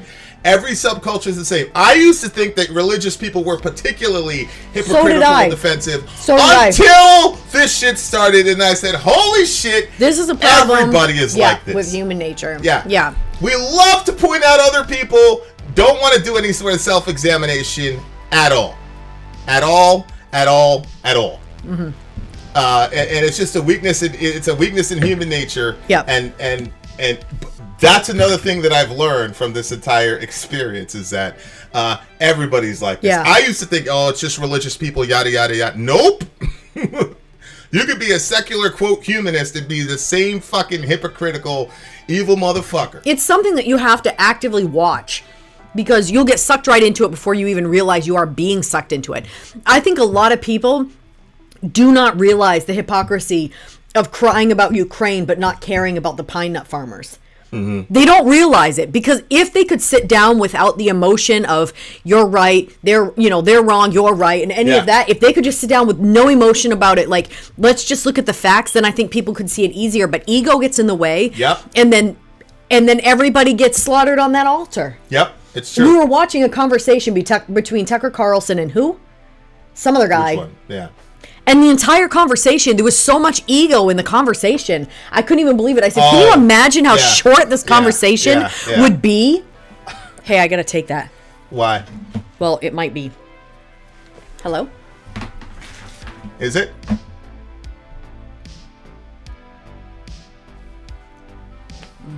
My prescription's been called in. Oh. Okay. Well, that's good. Look, nobody talks about it. No, I didn't say nobody talks about it. What I said is nobody's crying about it. Yeah. Nobody's making the Broadway production about it. Right. They did one thing to acknowledge it, and there was they went. There was no Rachel add any Maddow, flags to your AOC, Facebook page. All of y'all were when it was Trump. Now the white guy's in power that the neoliberals like, so they don't give a fuck about them black people anymore. They don't care about the Mexican kids anymore. It's fucked up. It's really fucked up. But you know what? You know what I say to black people? I say, you deserve it. This motherfucker motherfucker went on TV and said, if you don't vote for me, you ain't black. So if they didn't show you black people, they don't respect you, you fucking deserve it voting for that guy. Rich Yonkers, I don't agree with you because if you add up all the deaths that Americans have been a part of, and I'm including aborted children in that, then our number must be how like everybody wants to look at Hitler and they want to crucify Hitler because of what he did. And granted, I think what he did was horrible, and I think he was a horrible human being for what he did. 61 million kids since 1970. You can't say that our sins don't compare with his. Ridiculous. I think ours are worse because he was one person that like did that. There's a lot of people complicit in the deaths that we've been complicit in. And there's a lot of people that have done this in the face of other people suffering. Complete American apathy. So, no, I think we have to compare American apathy. And that's the tactic that everybody uses. They don't want to look at their own thing. They want to point at somebody else and talk about how bad they are. Yeah. And that's one thing that you and I really work on. We try to say, okay, well, how am I responsible for this or that thing? If it's, the kids go off and they did something, well, how are we responsible for what they did? We can't just blame everything on the kids. We're their parents. Yeah. A lot of times people want to just put the blame on somebody else. But if everybody's pushing off the blame, we're never going to change from our bad ways. That's the point. Because we can't see where the problem is. See where you're responsible. Correct. You can't blame all the president and this person and that person. Where are you responsible? Right. And a lot of us, like we said before, are so fast to talk about the Ukraine thing or put up the Ukraine thing on our profile pictures, but nobody gave a fuck when it was the pine nut farmers. There was no flag. There wasn't even a button for that option. You didn't care. So yes, we have to look at ourselves and we have to recognize where we failed humanity. Ignore the world's problems and focus whatever's on. That seems like a fairly isolationist point of view. River! If we held our government accountable in 2004, then the rest of the world would be in a much better situation. When your country is the lone superpower on the planet and trudges around and fucks shit up for everybody, then the only way that can work is if the citizens are either supportive or apathetic. Yep. And the fact of the matter is you and all of us, to certain degrees, have been apathetic to the suffering of other human beings caused Facts. by our country, and you and I and Soraya have to take self-accountability of our apathy and our hypocrisy and stop getting defensive when people point it out, and then we get caught in logical traps, and instead of saying you're right, I'm a hypocrite, I'm a work in progress, like you are, instead we say that's whataboutism and we shouldn't be held accountable for it. That's my point. That's what I'm saying. Instead of saying, you know what, I'm just talking to you directly because we're friends and I know that you can take it. But instead of us saying, yeah, you know, that really probably would fuck me up if I was a brown person, that there was all this belly aching when it was Trump, and then nobody has even remotely the same emotion when it comes to Biden. It's just getting shoved under the rug. Yeah, I could see how my black and brown friends would be infuriated by that. Nope! That's whataboutism. That's what I'm saying. My point is, none of us are better than anybody else. So we got hypocritical right-wing evangelicals whose apathy and self-interest are destructive, and the reason that subculture won't change is because the minute you call them on it, they get extremely defensive. And then you've got neoliberal secular humanists who also have horrible, destructive, apathetic, self-interested goals that result in the death and destruction and misery of millions of people all over this planet. And it's not going to change because anytime they get called on it, they get defensive, they create weird logical categories like whataboutism, and they will not take accountability for their own apathy, lack of action in the place of other people suffering because they're worried about gas prices. These are facts. These are facts. And if you were a propagandized, hypocritical person, how would you know it? Right. And all of us are imperfect people. All of us will say nobody's perfect. Okay, well, if nobody's perfect, is it possible that maybe you are a hypocritical, apathetic person who's contributed to the sufferings of millions of people on the planet? Because I know I've looked at myself and said, yeah, I'm not doing enough. I'm not saying enough. And that's one of the reasons why I kept talking about those pine nut farmers. You can go check the videos. I mean, anybody who's been a VIN and SORI lifer for any period of time knows that we've talked about that in length. So my point is, we love songs like this. We love to point out the hypocrisy of the church, but we don't want to look ourselves in the mirror. Yep. And I just want to point out I'm what here Dwayne for said. all the smoke. He said, sorry, don't forget the attempted genocide of the indigenous people, millions. And I'm not sure, like, if that's the same. You know, like, Pony was wanting us to talk about, like, there's a lot of indigenous people, women, children that go missing, and it doesn't even get reported on. Like, tons of them have gone missing. Yes. From which state, I don't really know. Which is sad on my part that I don't even know. The idea that women and children are just going missing and that nobody cares and nobody's reporting on it or doing anything, but then you have Gabby again, who's blonde and white, and it gets reported all over the place. When this is common, this is a common happening for the indigenous. Like that's really terrible. Okay. Like I think that it's good that Gabby got, but where's the coverage for the other stuff too? Like there are lots of people suffering, and we are party to that. River, I've talked about the dead people in Afghanistan for years. I've talked about Yemen for years. I've talked about the Horn of Africa. How come you didn't talk about them? How come you're spending all this time talking about Ukrainians? We've had very extended conversations. You've been in Middle America. Where are your extended discussions about all those innocent people we've been killing for years? Where are they? Send me the screenshot. See, that's the problem. I've talked to all of you offline, so I know what was important to you. I understand your issue with Ukraine. It's valid to a degree. You got family over there. Fine. What I'm saying is you've been extremely apathetic when it comes to the death and destruction and suffering of other people, and you haven't spoken out about it in public forums when you've had the opportunity. You haven't. You haven't. Especially not to the degree that you have here. That's what I'm talking about.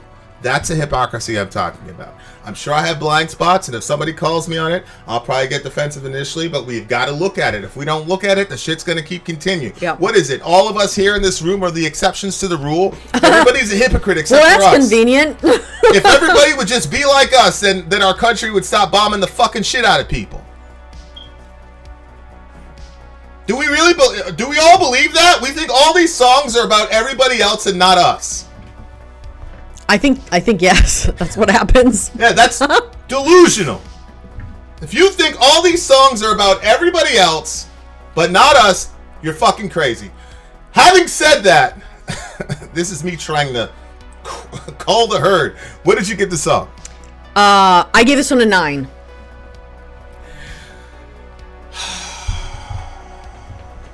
This song's a 10 for me. Ooh, wow, okay. For obvious reasons. I love the song. I love the song. And I hope one day that folks will really get the spirit of the song deep down into their core. And look, my perspective is, for the uninitiated, I believe in original sin. All of us suck as people. I assume all of us suck as people. So if I say you're a hypocrite, blah, blah, blah, blah, that's not like some special whatever. That's my assumption is the badness of everybody. My shock is the fact that we really,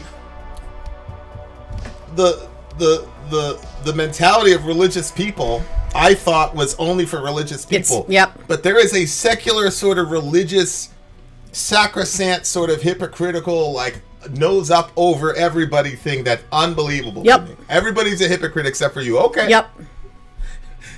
This is one of the benefits of having children. Convenient. What do you give the song? What did you give? I already gave it a 9. You already rated it. It's a 10. Love the song. Shout out, much love, hearts to everybody. We have more music coming for you, for the 4 of you that still remain. VIN out. Sorry out. Gone. Holy fucking shit.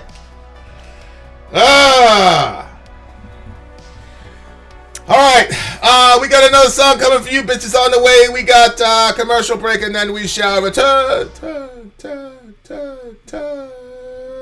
Let's go.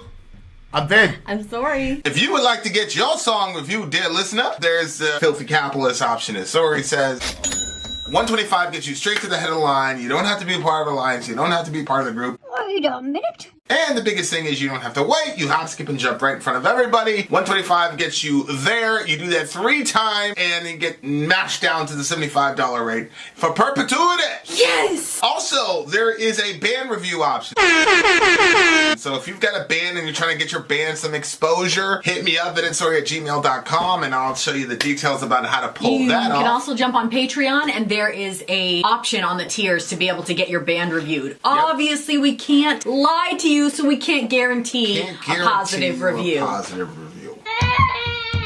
Get what you get. It's just rubbish. Rubbish. Rubbish. That's British for garbage. My favorite is the community option. $1 at the gate gets you in at Patreon. You get to join an alliance. The alliance joins their points together, and that helps determine what songs that we do. The alliances hang out on Discord. Message me on Patreon to get the link. And they do all kinds of other cool things. They do Minecraft, Dungeons and Dragons. Yeah. It's really a community within the community. Anybody can go in the village, facebook.com/VIN and SORI. There's 160,000+ people on the channel.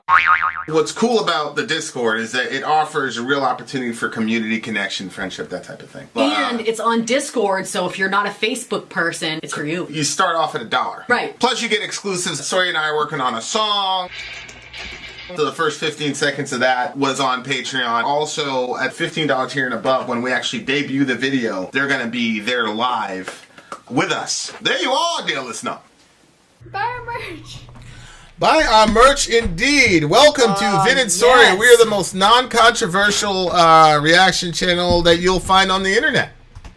We give basic, standard, surface level reactions for people just wanting an escape and a And break we're never going to tell you things you don't want to hear. from reality. Okay. Having said that, unfortunately, dear listener, we are down to our final song for the day. We're not on our final song. It is the final song. It is not, babe. We have Thin Lizzy and this one. Oh, okay. Good job. Thank God. Okay, so I don't think I did that. Oh, that's right, because we redid the thing. Okay, Yeah, Thin Lizzy is next, dear listener. Okay, Thin Lizzy, the name of the song is Suicide.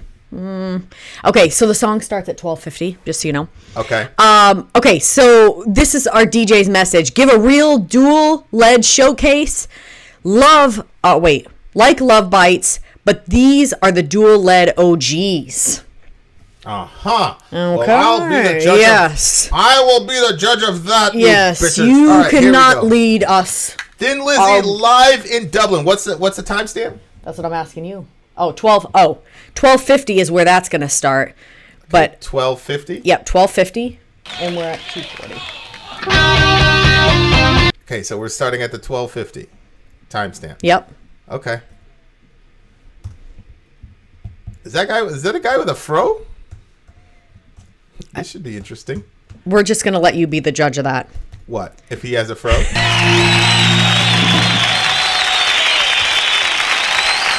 Pioneers of synchronized guitar. Pioneers of the synchronized guitars. Here's a black dude, I think. He's mixed. That's definitely a black guy. It's like a Dorian type guy. Are you still there? We are. Okay, it's time to start to move it now. Yeah, this is a number from the Fighting album. It's a number called Suicide.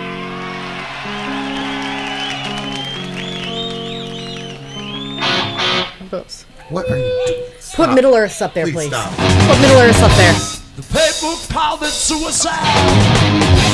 A bullet from a 45. Nobody cared, nobody cried. Don't that make you feel sad? I'm sorry? Did you read his comments? I literally just read what was written on here, and I'm assuming he means these in the comment section because I was not given any other... I was not given anything except for give a real dual lead showcase. I already read what was given to me, so I'm assuming he means the comments that he's writing down here. Okay. Pioneers of synchronized. Okay. That's what I was trying to click on when you said for me not to touch your computer. Yeah, I really need you to. You came off looking like a real feminist. I really need you to not do that. Okay, I need you to not boss me around on this. Okay, here we go. This has synchronized lead guitars. The song is about a murder that Phil, the bassist and vocalist, wrote based on a 1963 TV episode of Perry Mason. The show plot was about murder. Murder. This is Phil's take on that episode. Cut at end of song if you don't want to see Big Charlie work on Phil's bass during the song while Charlie's working on his bass. Why wouldn't I want to see that? This is a lineup I saw in the 70s. They're the pioneers of the synchronized guitar. Okay. I think we're in good shape now. Okay. I'm going to rewind that, and then we're going to watch again. Let's go. It's a number from the Fighting album. It's a number called Suicide. What's the name of the song? Suicidal? No, just Suicide.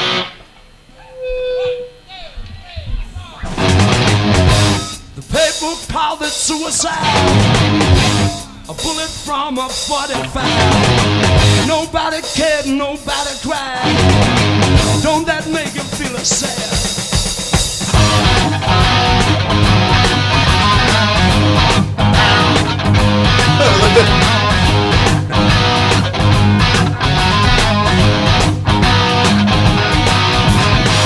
Peter Brand combed his hair and sent for the police. Policemen came, took Peter's name. God may rest in peace. No one saw the notice out about it. No one knew the problem with my God. Suicide. Yeah, baby. The body remains unidentified, forgotten in a fire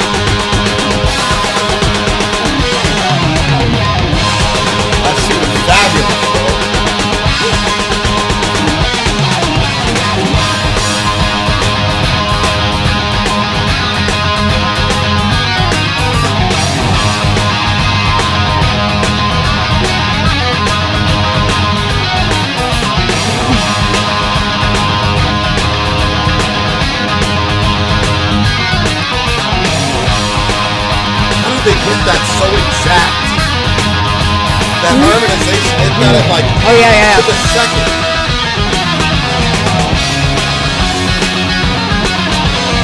Wow.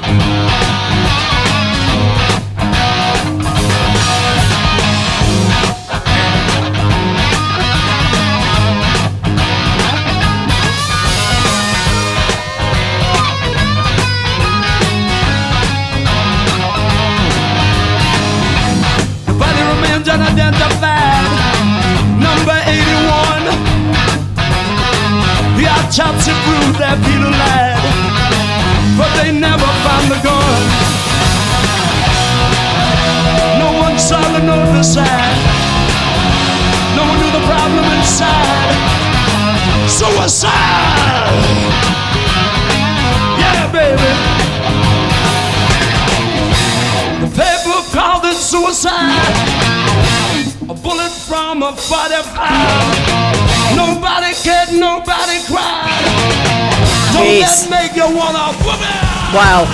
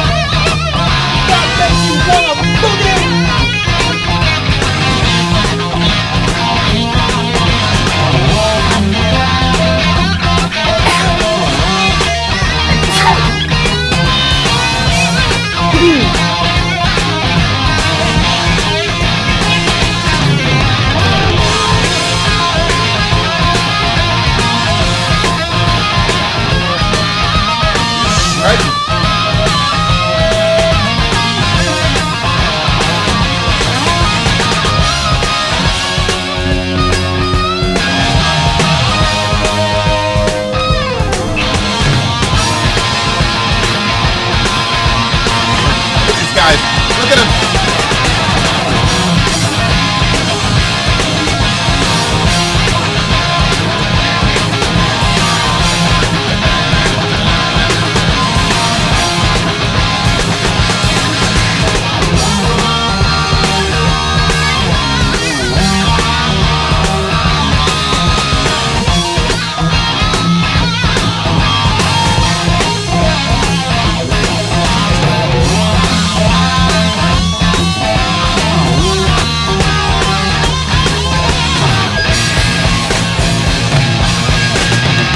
Wow. Talk to him, brother minister. Unbelievable. Unbelievable. Oh, thank you. Vodka. I think that's the end of the song. It's gonna get better because I think that's we're having it, a little bit of trouble up here with Phil's bass. All right. Give Big Charlie a big round of applause. He's working very He's got to fix that bass, working yeah. on the fix. So that's it, right? Is that Yep. the end We're of the gonna song? do Yeah, that's it. a number called right. Rosalie next. This is Alrighty then. Okay, so that was Ridiculous. first of all, How they kept those going at the same time. yeah, the harmonies was like exact to the moment. Yeah, yeah. Is it true that they basically invented the dual guitar harmonies, or at least brought it into mainstream music, which inspired the likes of Iron Maiden and so on? Oh, wow. They must have, right? Middle Earth. Is this true? They must have. But like, I'm trying to harmonize with myself. Oh. I'm not even playing. I got my lead part, and then I've got the rhythm part, and I'm playing them, and it's like, damn, bro, like I'm off. There's one little section where I'm off by like a third of a second. It's just like sticking in like the back of my mind, and like I dream about that fucking thing. Really? It makes me so angry. It's like, I don't understand how people are that good to where they could do that live and they're playing around. Like, I could definitely see a degree of concentration. Like, they're definitely concentrating. I don't want to take that away from them. But they're not like, they've mastered it, is what I'm saying. Yeah, you know, maybe it's easier playing like with somebody else when you're vibing with the person. instead of trying to vibe with yourself. Yes. Like maybe there's something about, you know, Agree. like community, blah, blah, blah. But anyway, shout out to the horrible fucked up fuckery that all of the people, not all of them, but the true crime stuff that happened in the 70s and the 80s. Oh, like some of the stuff, I'm all like, the how the cold fuck did they cases. miss that? All There's the so cold- many cold cases. People, stomping into areas without bagging their feet in their clothes. You like remember that one with that girl, and like all these people are stomping in there. They missed major things like major things. Like some of the stuff, I'm like, how did this happen? How can these people be this incompetent? Dwayne Chamberlain said, "Have you heard of the Beatles? Harmony guitars was the norm." Yeah. So yeah, apparently all That's Beatles true. fans, Yeah. all Beatles fans, they think the Beatles invented everything though. You'd be like, yo, this Frappuccino's so good. Well, have you heard of the Beatles? The Beatles did a song called Frappuccino. Go ahead. Yeah, that's true. The first I ever saw of the Beatles, not that this is a Beatles song, but we were at like some theme park. I think it was like Storyland or something like that. And they had these like puppets that were playing a Beatles song all together. And they were playing it in unison. That's how simple the Beatles are that a puppet that doesn't really have appendages can play your music. No, That's how simple it was When played they on play a recording. Imagine, They were playing you are rude. Isn't Imagine like only Nobody like ever one, forgave you for that. Imagine it's like one note, right? Anyway, Imagine so so they were like playing it, and they were playing the thing, and they were like moving in unison. So I do remember that. I remember thinking, I wonder if we're going to be told we can't watch this because it was like music. Shout out to that. What? Shout out to the strictness. I told my uncle, I was like, because some of my family found out about this channel. Hey guys, how's it going? Hey, what's up? So anyway, I told my uncle, I was like, I basically was telling him how the channel started. I was like, well, they were very strict. I point at my mother. They were very strict growing up, especially in music. He was like, you're kidding me. I had no idea. That was J or C? Yeah. G. Well, Oh, G. Okay. All right. anyway, Vin is on my list. So tired of Vin's extremely nuclear takes on the Beatles. You know what's hilarious? You're the one that gave the 3.5 to the Beatles. yeah, but the Goo Goo Bachoo, Which is where Dwayne... But I'm the one that has the nuclear takes on the Beatles. This is like the bias of our audience. You get away with absolute manslaughter. You everything.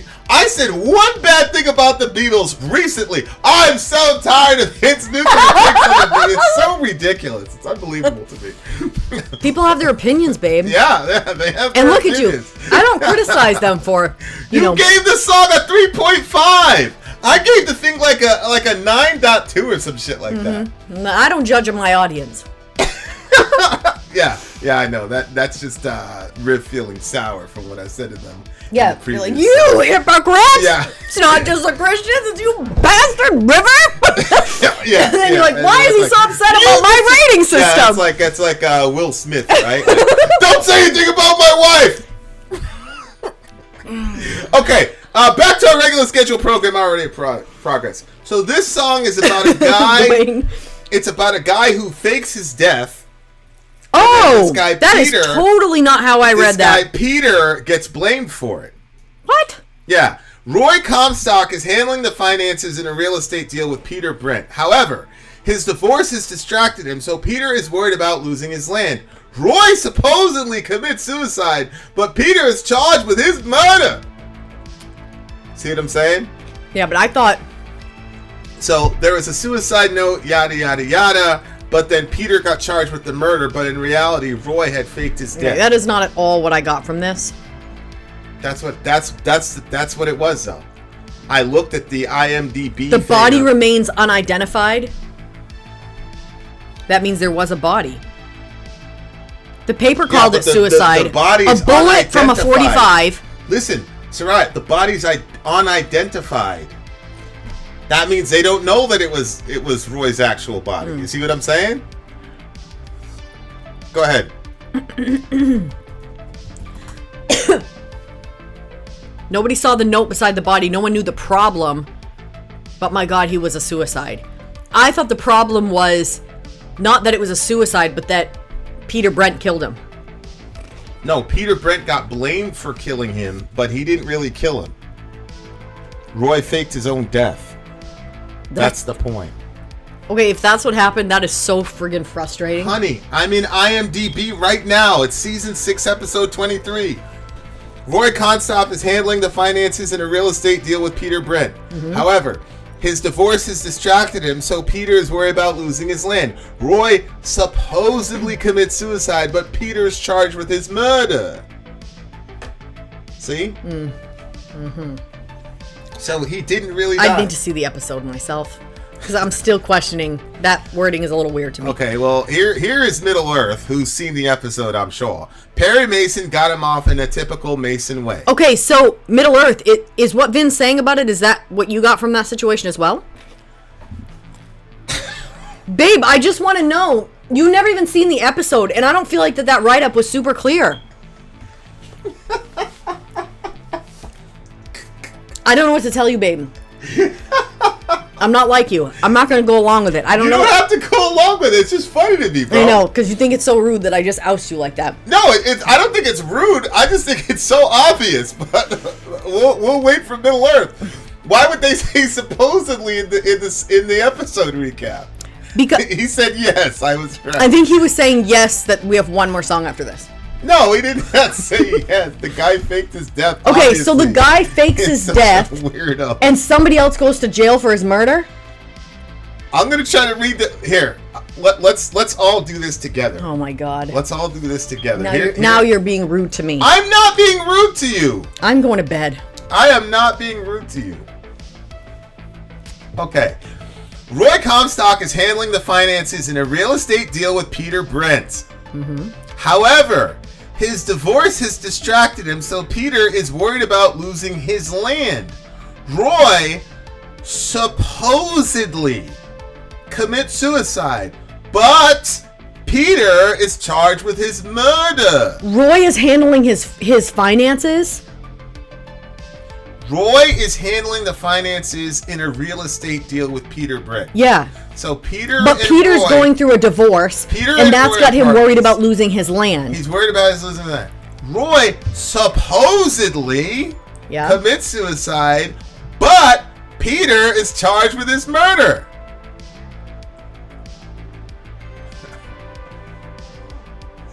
So obviously, he faked his death.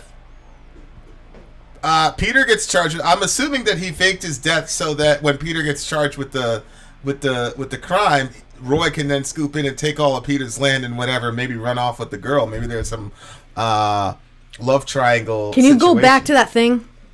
Put that thing back up there. I can't believe that this is occurring. Yeah, well, it is. Is this really happening right now? Go ahead. If Roy is handling the finances and the real estate deal, he's his what do you call that? His accountant? They're a business. They're business partners. Where do you get that they're business partners and that it's not his accountant? Because they're handling finances. Go ahead. Yeah, an accountant does that, right? Okay, so go ahead. Continue. So if that's his accountant, however, no, you just went off the screen. No, it's right there. It's still right there. Okay. However, his divorce has distracted him, so Peter's worried about losing his land. Roy supposedly commits suicide, so the accountant supposedly kills himself, but Peter is charged with the murder. So that way Roy can actually take it? So Roy's trying to take all the land, is what you're saying. Okay, here's another one. When a man attempts to swindle his partner, fake his own suicide and disappear, his plans go awry when somebody really kills him. So he does really It's up to Perry to defend the accused, the dead man's partner, and to figure out who is the real murderer. So he framed him so that he could But the take guy it, was but really then he ended dead. up really dead. Okay, that's what I thought happened. It wasn't Peter. And you and Middle Earth were all fucked up. You guys were trying to confuse me. I thought the guy was actually dead. He faked his death. You guys said he's not really dead. I didn't say he wasn't really dead. I said he faked his death. You said there was an unidentified body, and that meant that the guy, nobody knew. Correct, because in the first half of the episode, he faked his death. He was really dead, that one just said. After, what did it say before that? It said he faked his death to swindle him. Yeah, that's what he was going to do, but then he actually got killed. No, that's what he did. He faked his death. Both things are true. Are you joking with me? You're you must be joking with me right This now. is just getting annoying. Okay. Okay. Well, what did you think about the song itself? Oh, I liked it. It was good, and I thought that the way that they dueled with their guitars was really cool. Doing it in unison, like that. Perry Mason got him off at trial, and yes, Vin, the ex-wife, was part of the plan. I knew it. It's always the wife. It's always the wife that's secretly beneath the problem with men. Just like the Jada situation. There's a new video that came out, and Jada laughed at the whole situation. I saw it. After he went up there and did that. Yeah. That woman, holy smoke, man. She needs some deep I told you. therapy. I She's a said really if our boys laying with a woman like that. Later, Kai. I feel like you're going to have to go around and smooth the thing. I'm not gonna have to smooth anything. I'm gonna say that right there is a witch. There. No, if they were already married, I would never. And she would put that situation out there. They would never let it get to that point. They would never let it get to that point. You know, Dorian. That's true. Really, yeah, that's true. If both of us were like, "Don't marry that devil," it wouldn't even get to that point. I'd say, "Nah, bro, she's a devil. She's a shaitan. Shaitan." No, yeah, but you think that, but then sometimes teenagers flip. The heart wants what the heart wants. Yeah. She come walking in with some banging body. He'll be like, Dad, I don't know. I think that... That'd be a Dorian problem. But I don't think it would be much of an issue for Dorian, to be honest with you. I really, really don't. Especially knowing how he handles himself. Anyway. That conversation last night was hilarious. Okay. Anyway, so I'm giving this song a 9.3. I gotta give this song a 9.8 out of respect to the harmonization thing and what that's 9.6. What that's done for the culture. 9.6. Really think that's something that's very, very important. It's important, dear listener. We got one more song coming for you. This song was unbelievable to me. To be honest with you, I'm gonna watch the episode after we're done. I figured that we'd do that because I still don't believe either one of you. Yeah, I'm gonna text Middle Earth and be like, listen, we're legit. Middle Earth. I'm gonna text you and send you the picture as we're watching this shit because you will not believe it. She still doesn't believe us. I need to see this for myself. Unbelievable. We got another song coming for you, bitches. Vin out. Sorry, out. Go. Holy shit. Oh my God. All right, guys, we got one more song coming for you. And then, unfortunately, we're going to have to say it. Vita's 8. I'm Vin. I'm sorry. If you would like to get your song reviewed, dear listener, there's the Filthy Capitalist option. As Sori says, 125 gets you straight to the head of the line. You don't have to be a part of the alliance. You don't have to be part of the group. Wait a minute. And the biggest thing is you don't have to wait. You hop, skip, and jump right in front of everybody. 125 gets you there. You do that 3 times, and you get mashed down to the $75 rate for perpetuity. Yes! Also, there is a band review option. So if you've got a band and you're trying to get your band some exposure, hit me up at insori@gmail.com, and I'll show you the details about how to pull that off. You can also jump on Patreon, and there is a option on the tiers to be able to get your band reviewed. Yep. Obviously, we can't lie to you, so we can't guarantee a positive review. Get what you get. It's just rubbish. Rubbish. Rubbish. That's British for garbage. My favorite is a community option. $1 at the gate gets you in at Patreon. You get to join an alliance. The alliance joins their points together, and that helps determine what songs that we do. The alliances hang out on Discord. Message me on Patreon to get the link. And they do all kinds of other cool things. They do Minecraft, Dungeons and Dragons. Yeah. It's really a community within the community. Anybody can go in the village, facebook.com/VIN and SORI. There's 160,000+ people on the channel.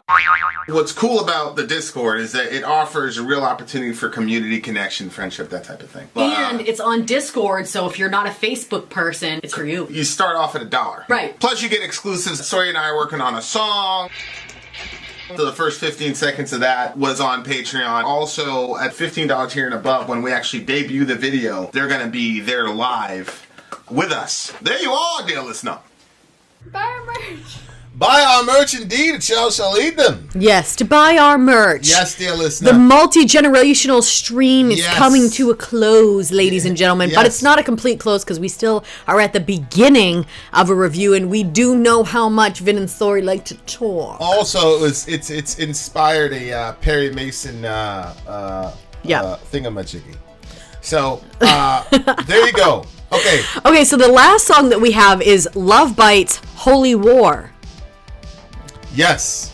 And there's no comments put in here, so this has actually been the most intriguing thing for me when I saw the title. I was like, oh really? That should be interesting.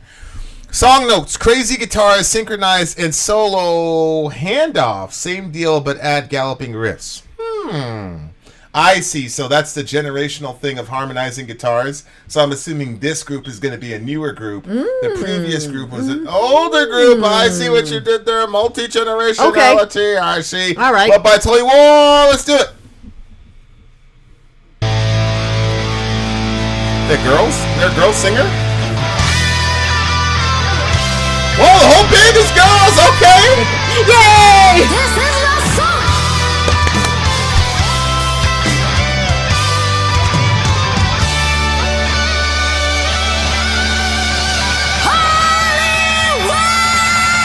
I'm liking this! Look at that! Girls ain't playing with you, boy!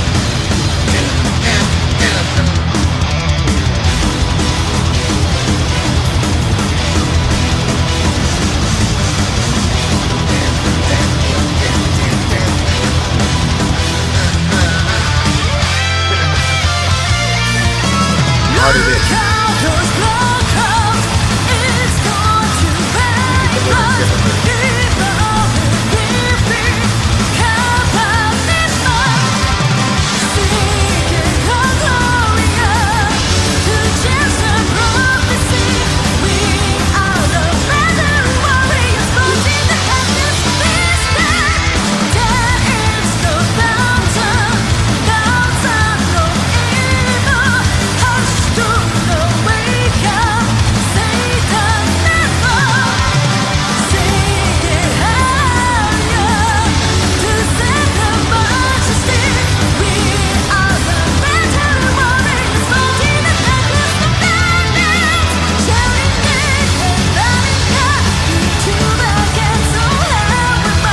Christian dude?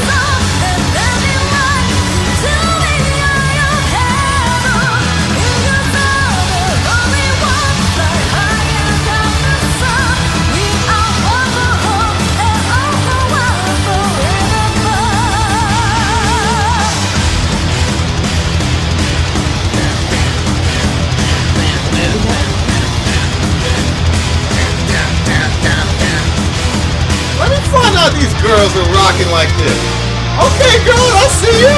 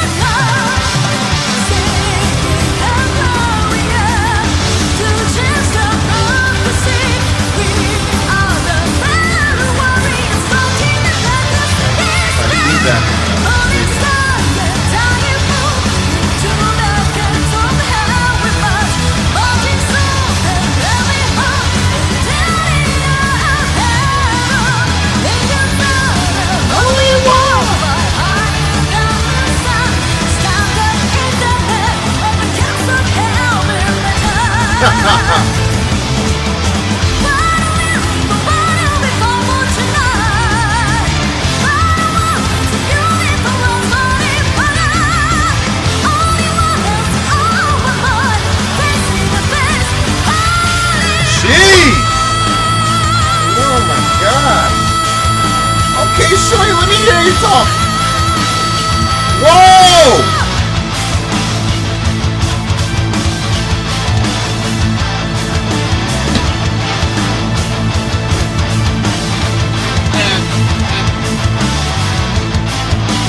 Woohoo!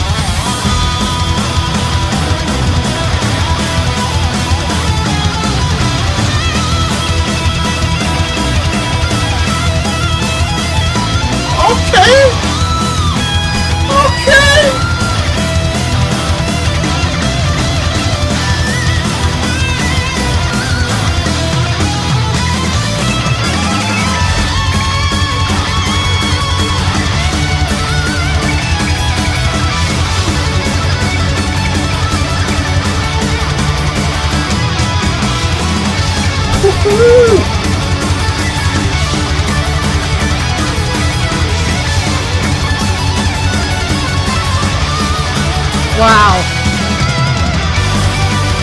Oh, now they're harmonized. No, now they're harmonized. It's a rap. It's a rap. Talk to him. Ah, screenshot that shit. Oh, man, my heart. My heart.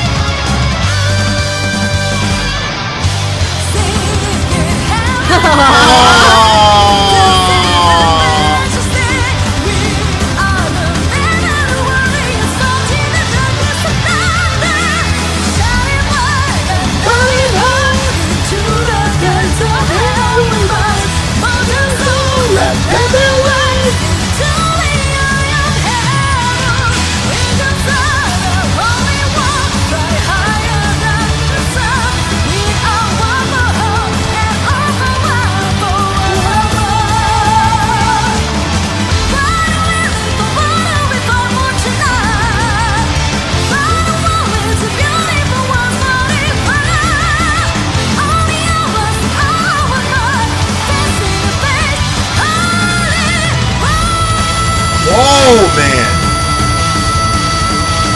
Jesus.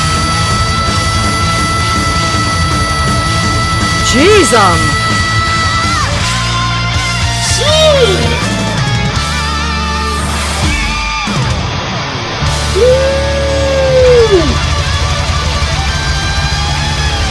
Thank you so much. Arigatou. Mina daisuki desu. Thank you.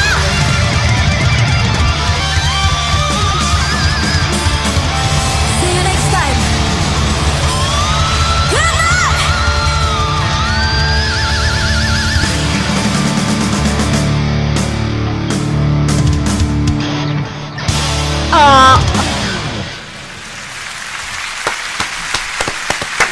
Yes, man. Ah, we need to get our show on the road. Wow.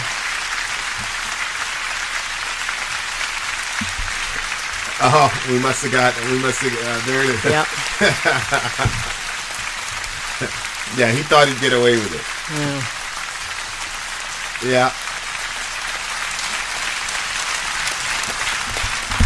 I mean, it was worth it to be. It was worth it to be. It was worth it to be. All right, well, dear listener, what that means, if you're in regular YouTube land, that means that we got a hold of it. Wow. Stay tuned, guys. Chill out. We're okay. Man, I thoroughly enjoyed that song. I thoroughly enjoyed that song. And yes, look, this is the price you pay when you do the type of things that we do. We do reactions. And so for you who are watching this on regular YouTube, because we don't cut up the songs, one, you can't monetize them, which is okay. But the other thing that happens is that YouTube will kick you out. They'll suspend your channel, yada, yada, yada, yada. So this happened during a live stream. So what happened is after the song came out, we got a stream unavailable thingamajiggy. That's why we have Patreon and things like that to offset it. That's why we have the DJ streams to offset it, etc., etc. Because we don't want to cut up songs. We don't want to pause it every 2 seconds or 20 seconds or whatever. We want to play the thing the whole way through, and everybody wants to hear it the whole way through. So that's what we do. So give it a little. In a second, you can fast forward. We'll probably timestamp when everybody came back and then we started the commentary. But this is what happens. Dwayne is saying you should have played the Beatles because they never block. They never block. Well, I was like, when I don't know, somebody put Baby Metal. I was like, oh no, because when we first started the channel, that was like, that's like a big thing. Baby Metal was. Would give you that was like strikeable, where you could get too many of those, it'll shut your channel down. We had done one that got us a strike way at the beginning. It was a Baby Metal. So. Baby Metal got us a strike. There was one where it suspended our account for a week. Yeah. And they actually put a strike on the channel. But look, man, we do things a little bit differently here, and that's okay. That's okay.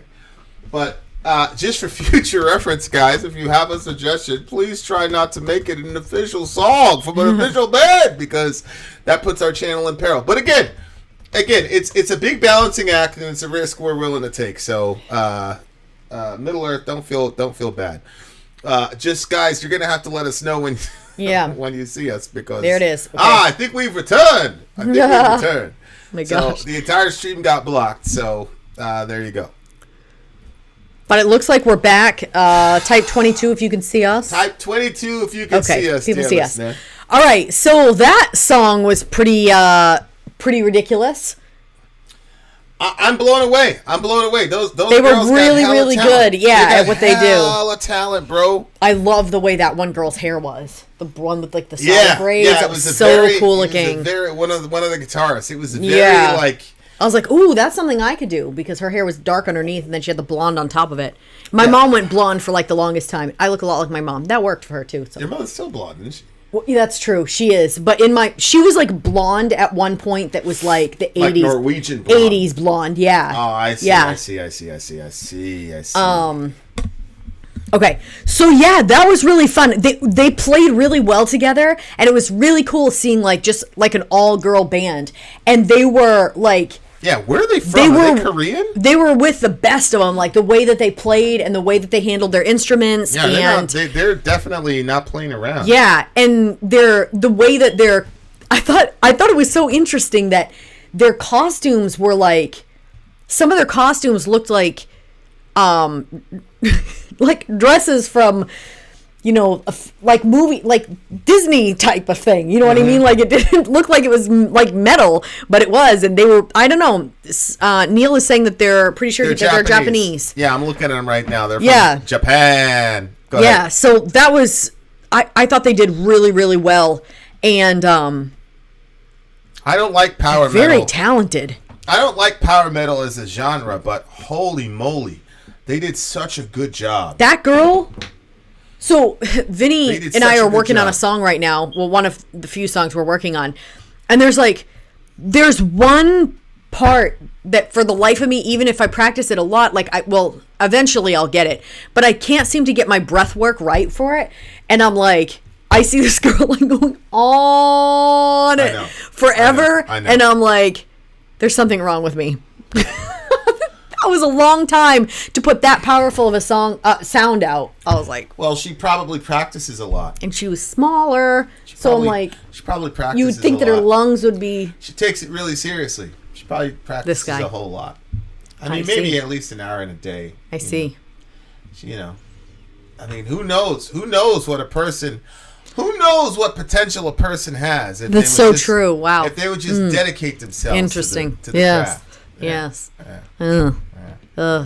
Feel bad, sorry. Beat yourself up.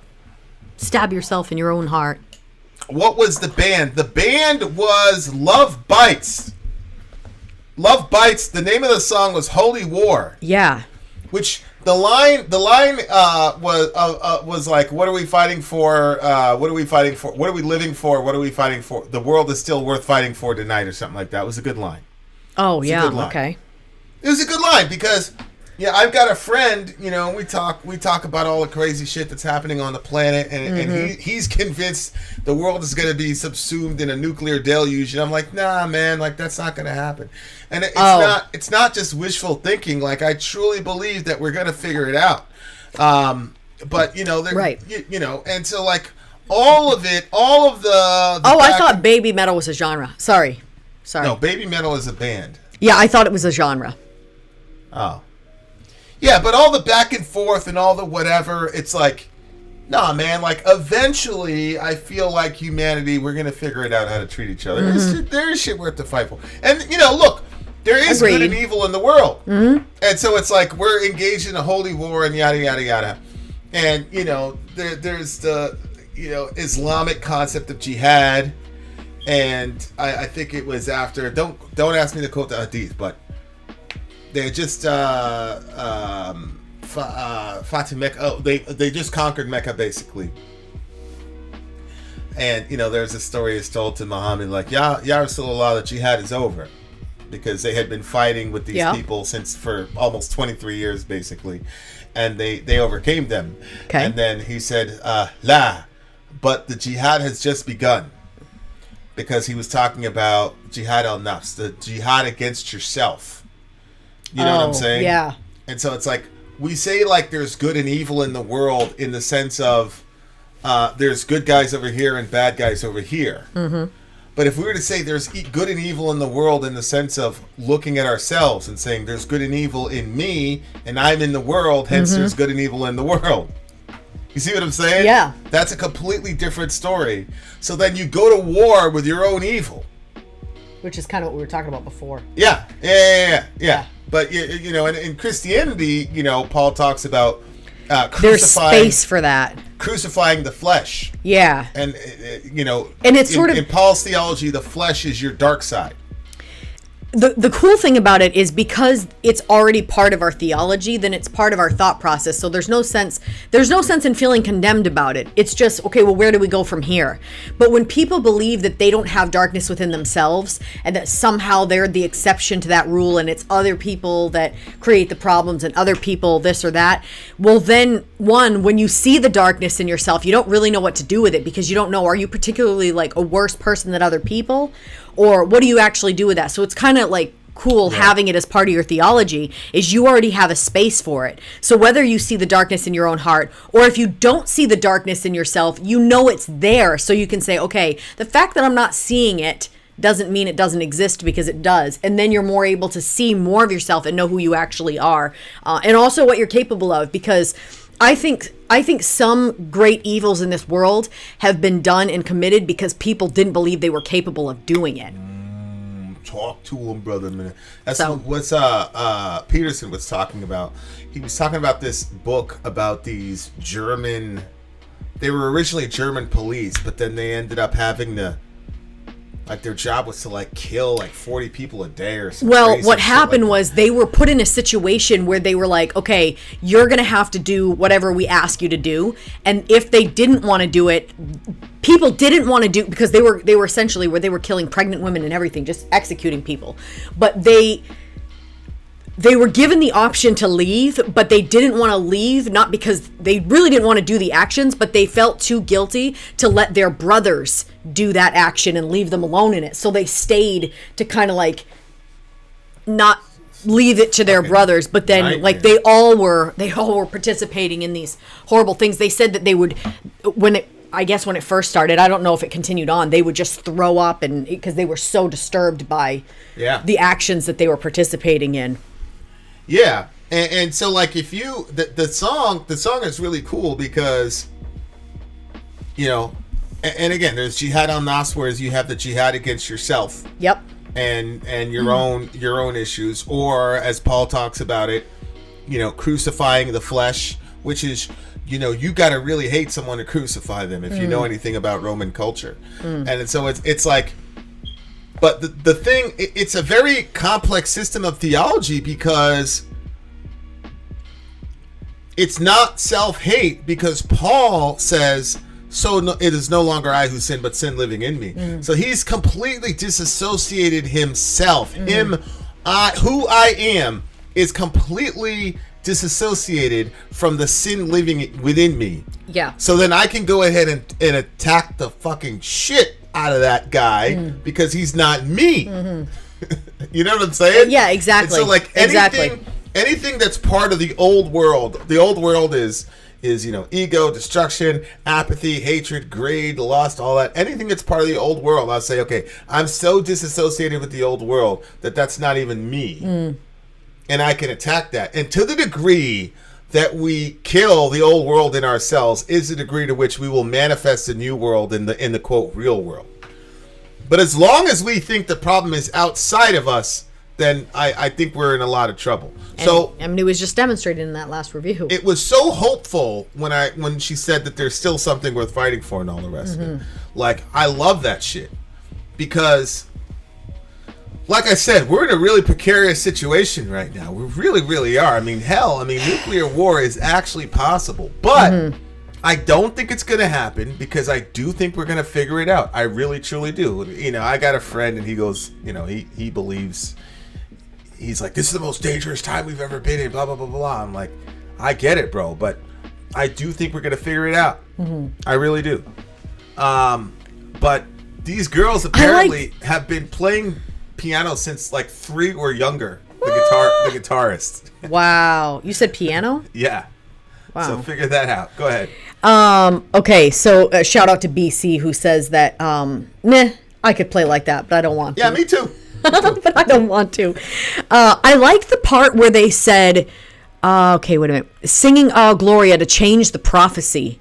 We are the Metal Warriors fighting the darkness for the sisters. But when they said are they a Christian band? To change the prophecy, like... Yeah. Man.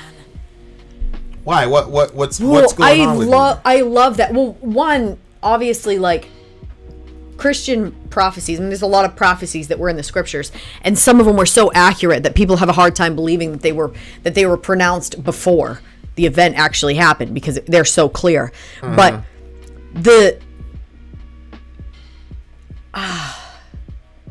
I guess it's, well, I really don't know how to explain it. One is that there's a part of me that totally believes that if a prophecy has been made, because I'm looking at our Christian prophecies, then you can't change the prophecy, like it's going to happen.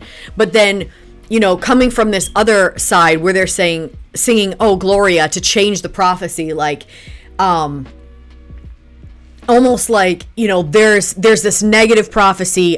I don't know what their prophecy is, but it almost seems like they want to change it, so it's going to be this positive and great thing, and they're doing it together, and we're the Metal Warriors fighting for the darkness for us. I don't know. I just liked that sort of like hopeful, like, okay, I know what it is. It's the attitude that you can change the unchangeable that I like. It's because that was sort of the mentality that I used to have like years ago, and then like through all the depression and stuff, I think that I've kind of changed. Well, not completely. I think that I changed a lot during that time and almost became hopeless even in the hopeful. Yeah. And you know, so I like that sort of attitude of saying, you know, like we're gonna change the prophecy. You know what I mean? Like, and having that sort of fight in you and that sort of hope that you even have enough power within yourself or within whatever it is that you're relying on to be able to change the unchangeable. And so I think I really, really like that. And I liked the fact that it was all girls in this band. So that was pretty cool too. I love the fact that in metal, like I said, there is misogyny everywhere, yada, yada, yada. I get that. But where I'm from, you know, the women, Nicki Minaj, Cardi B, they have to display some sort of sexuality. Mm-hmm. So, like, it's part of their skill set. Like, rapping is part of their skill set, and then you get props for that. But you have to do some hip shaking, you have to wear, you know, whatever, and you have to like display a lot of sexuality. But in metal, it's really, there's a place for that. Like if the girl wants to, she can. But if they can play, if the girl can play, or she can sing, or she can command a stage, like that's enough. Mm-hmm. Like she can get marketed just on that alone. Like, holy shit, this girl is a badass. No, that's true. And then you're hearing people that are like, I'm 42, I've been playing as 9, I can't play that fast. Like, people will give you your respect in the metal community if you got the skill. Mm-hmm. Well, if you don't have the skill, forget it. Mm-hmm. But I really, really appreciate that about metal. In rap, like, I believe Nicki Minaj is a decent rapper. I believe Cardi B is a decent rapper. But I think Lil' Kim is a decent rapper. But for whatever reason, they gotta sexualize themselves in order to get to that next level. Whereas these girls, man, they're just going for it. Hey, I've been playing since I'm 3, mm-hmm. and we're just sitting there going, holy shit, these girls can play, and they're getting the props they deserve, and I love that. I'm not saying you're in some guy going, oh, I'd like to, you know, whatever. Mm-hmm. I'm not even saying it's wrong to be like, oh, they're attractive. I'm not saying that. I'm just saying, like, they're able to just be appreciated for their art, for their music, for their mastery of the instrument, for the mastery of the vocal, mm-hmm. you know, range. And I love that about metal. Mm-hmm. I don't think there's really any other genre where, you know, look, the girl just comes in and she can just be judged by her raw talent. And again, I'm not saying that there are not sexualized women in metal. I'm saying that you don't necessarily have to be a requirement. It's not a requirement. Right. And there doesn't have to be like a subtle little hint of it either. Mm-hmm. It could just be you're playing your ass off and you're headbanging it, and that's it. End of story. Mm-hmm. That's what I'm saying, and I love that about the metal subculture. I agree. I definitely agree with that. What do you get the song? I'm gonna give it a 9.8.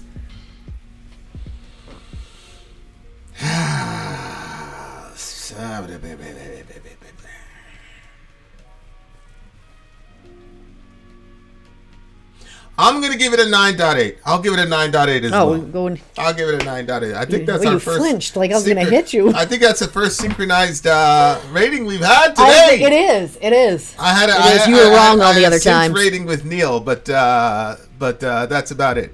Neil Middle Earth gave it a 10. Really good, strong finish, Middle Earth. What an eclectic group of songs we got. And yes, guys, this was a historical day. It's the first day on our channel, which we haven't shot a commercial for or anything. Yep, first day on the new channel and first strike for the channel. And the first strike for the channel.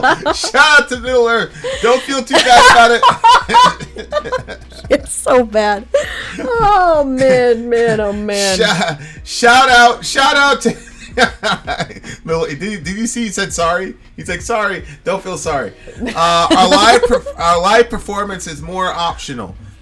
Mike, usually if somebody's done like 3 or 4 DJ streams with us, then we're kind of more liberal on the risks we're willing to take for them, just because. Perk. You see what I'm saying? Yeah, it's true. Congratulations on the strike, he says. Yeah. So Middle Earth, don't worry about it, man. It was where I'm glad. I try and fail. I'm glad that I'm actually glad we got to see. I mean, obviously, you know, I'll work with YouTube right after this to do something about the strike, reversed. inshallah. But if we can't, that's okay. Okay, guys. If we can't, that's okay. That's 1 of 3, so we still have 2 more. Right, we still have 2 more for the life of the channel. Get your DJ streams now. You may never see. Actually, you know what's another good thing is really having 2 channels. So if they shut us down here, we go over there. That's so we really have 6. Right. Oh my God! All right. Well, having said that, dear listener, you guys have a good night. I gotta go start working on supper. Love your neighbor.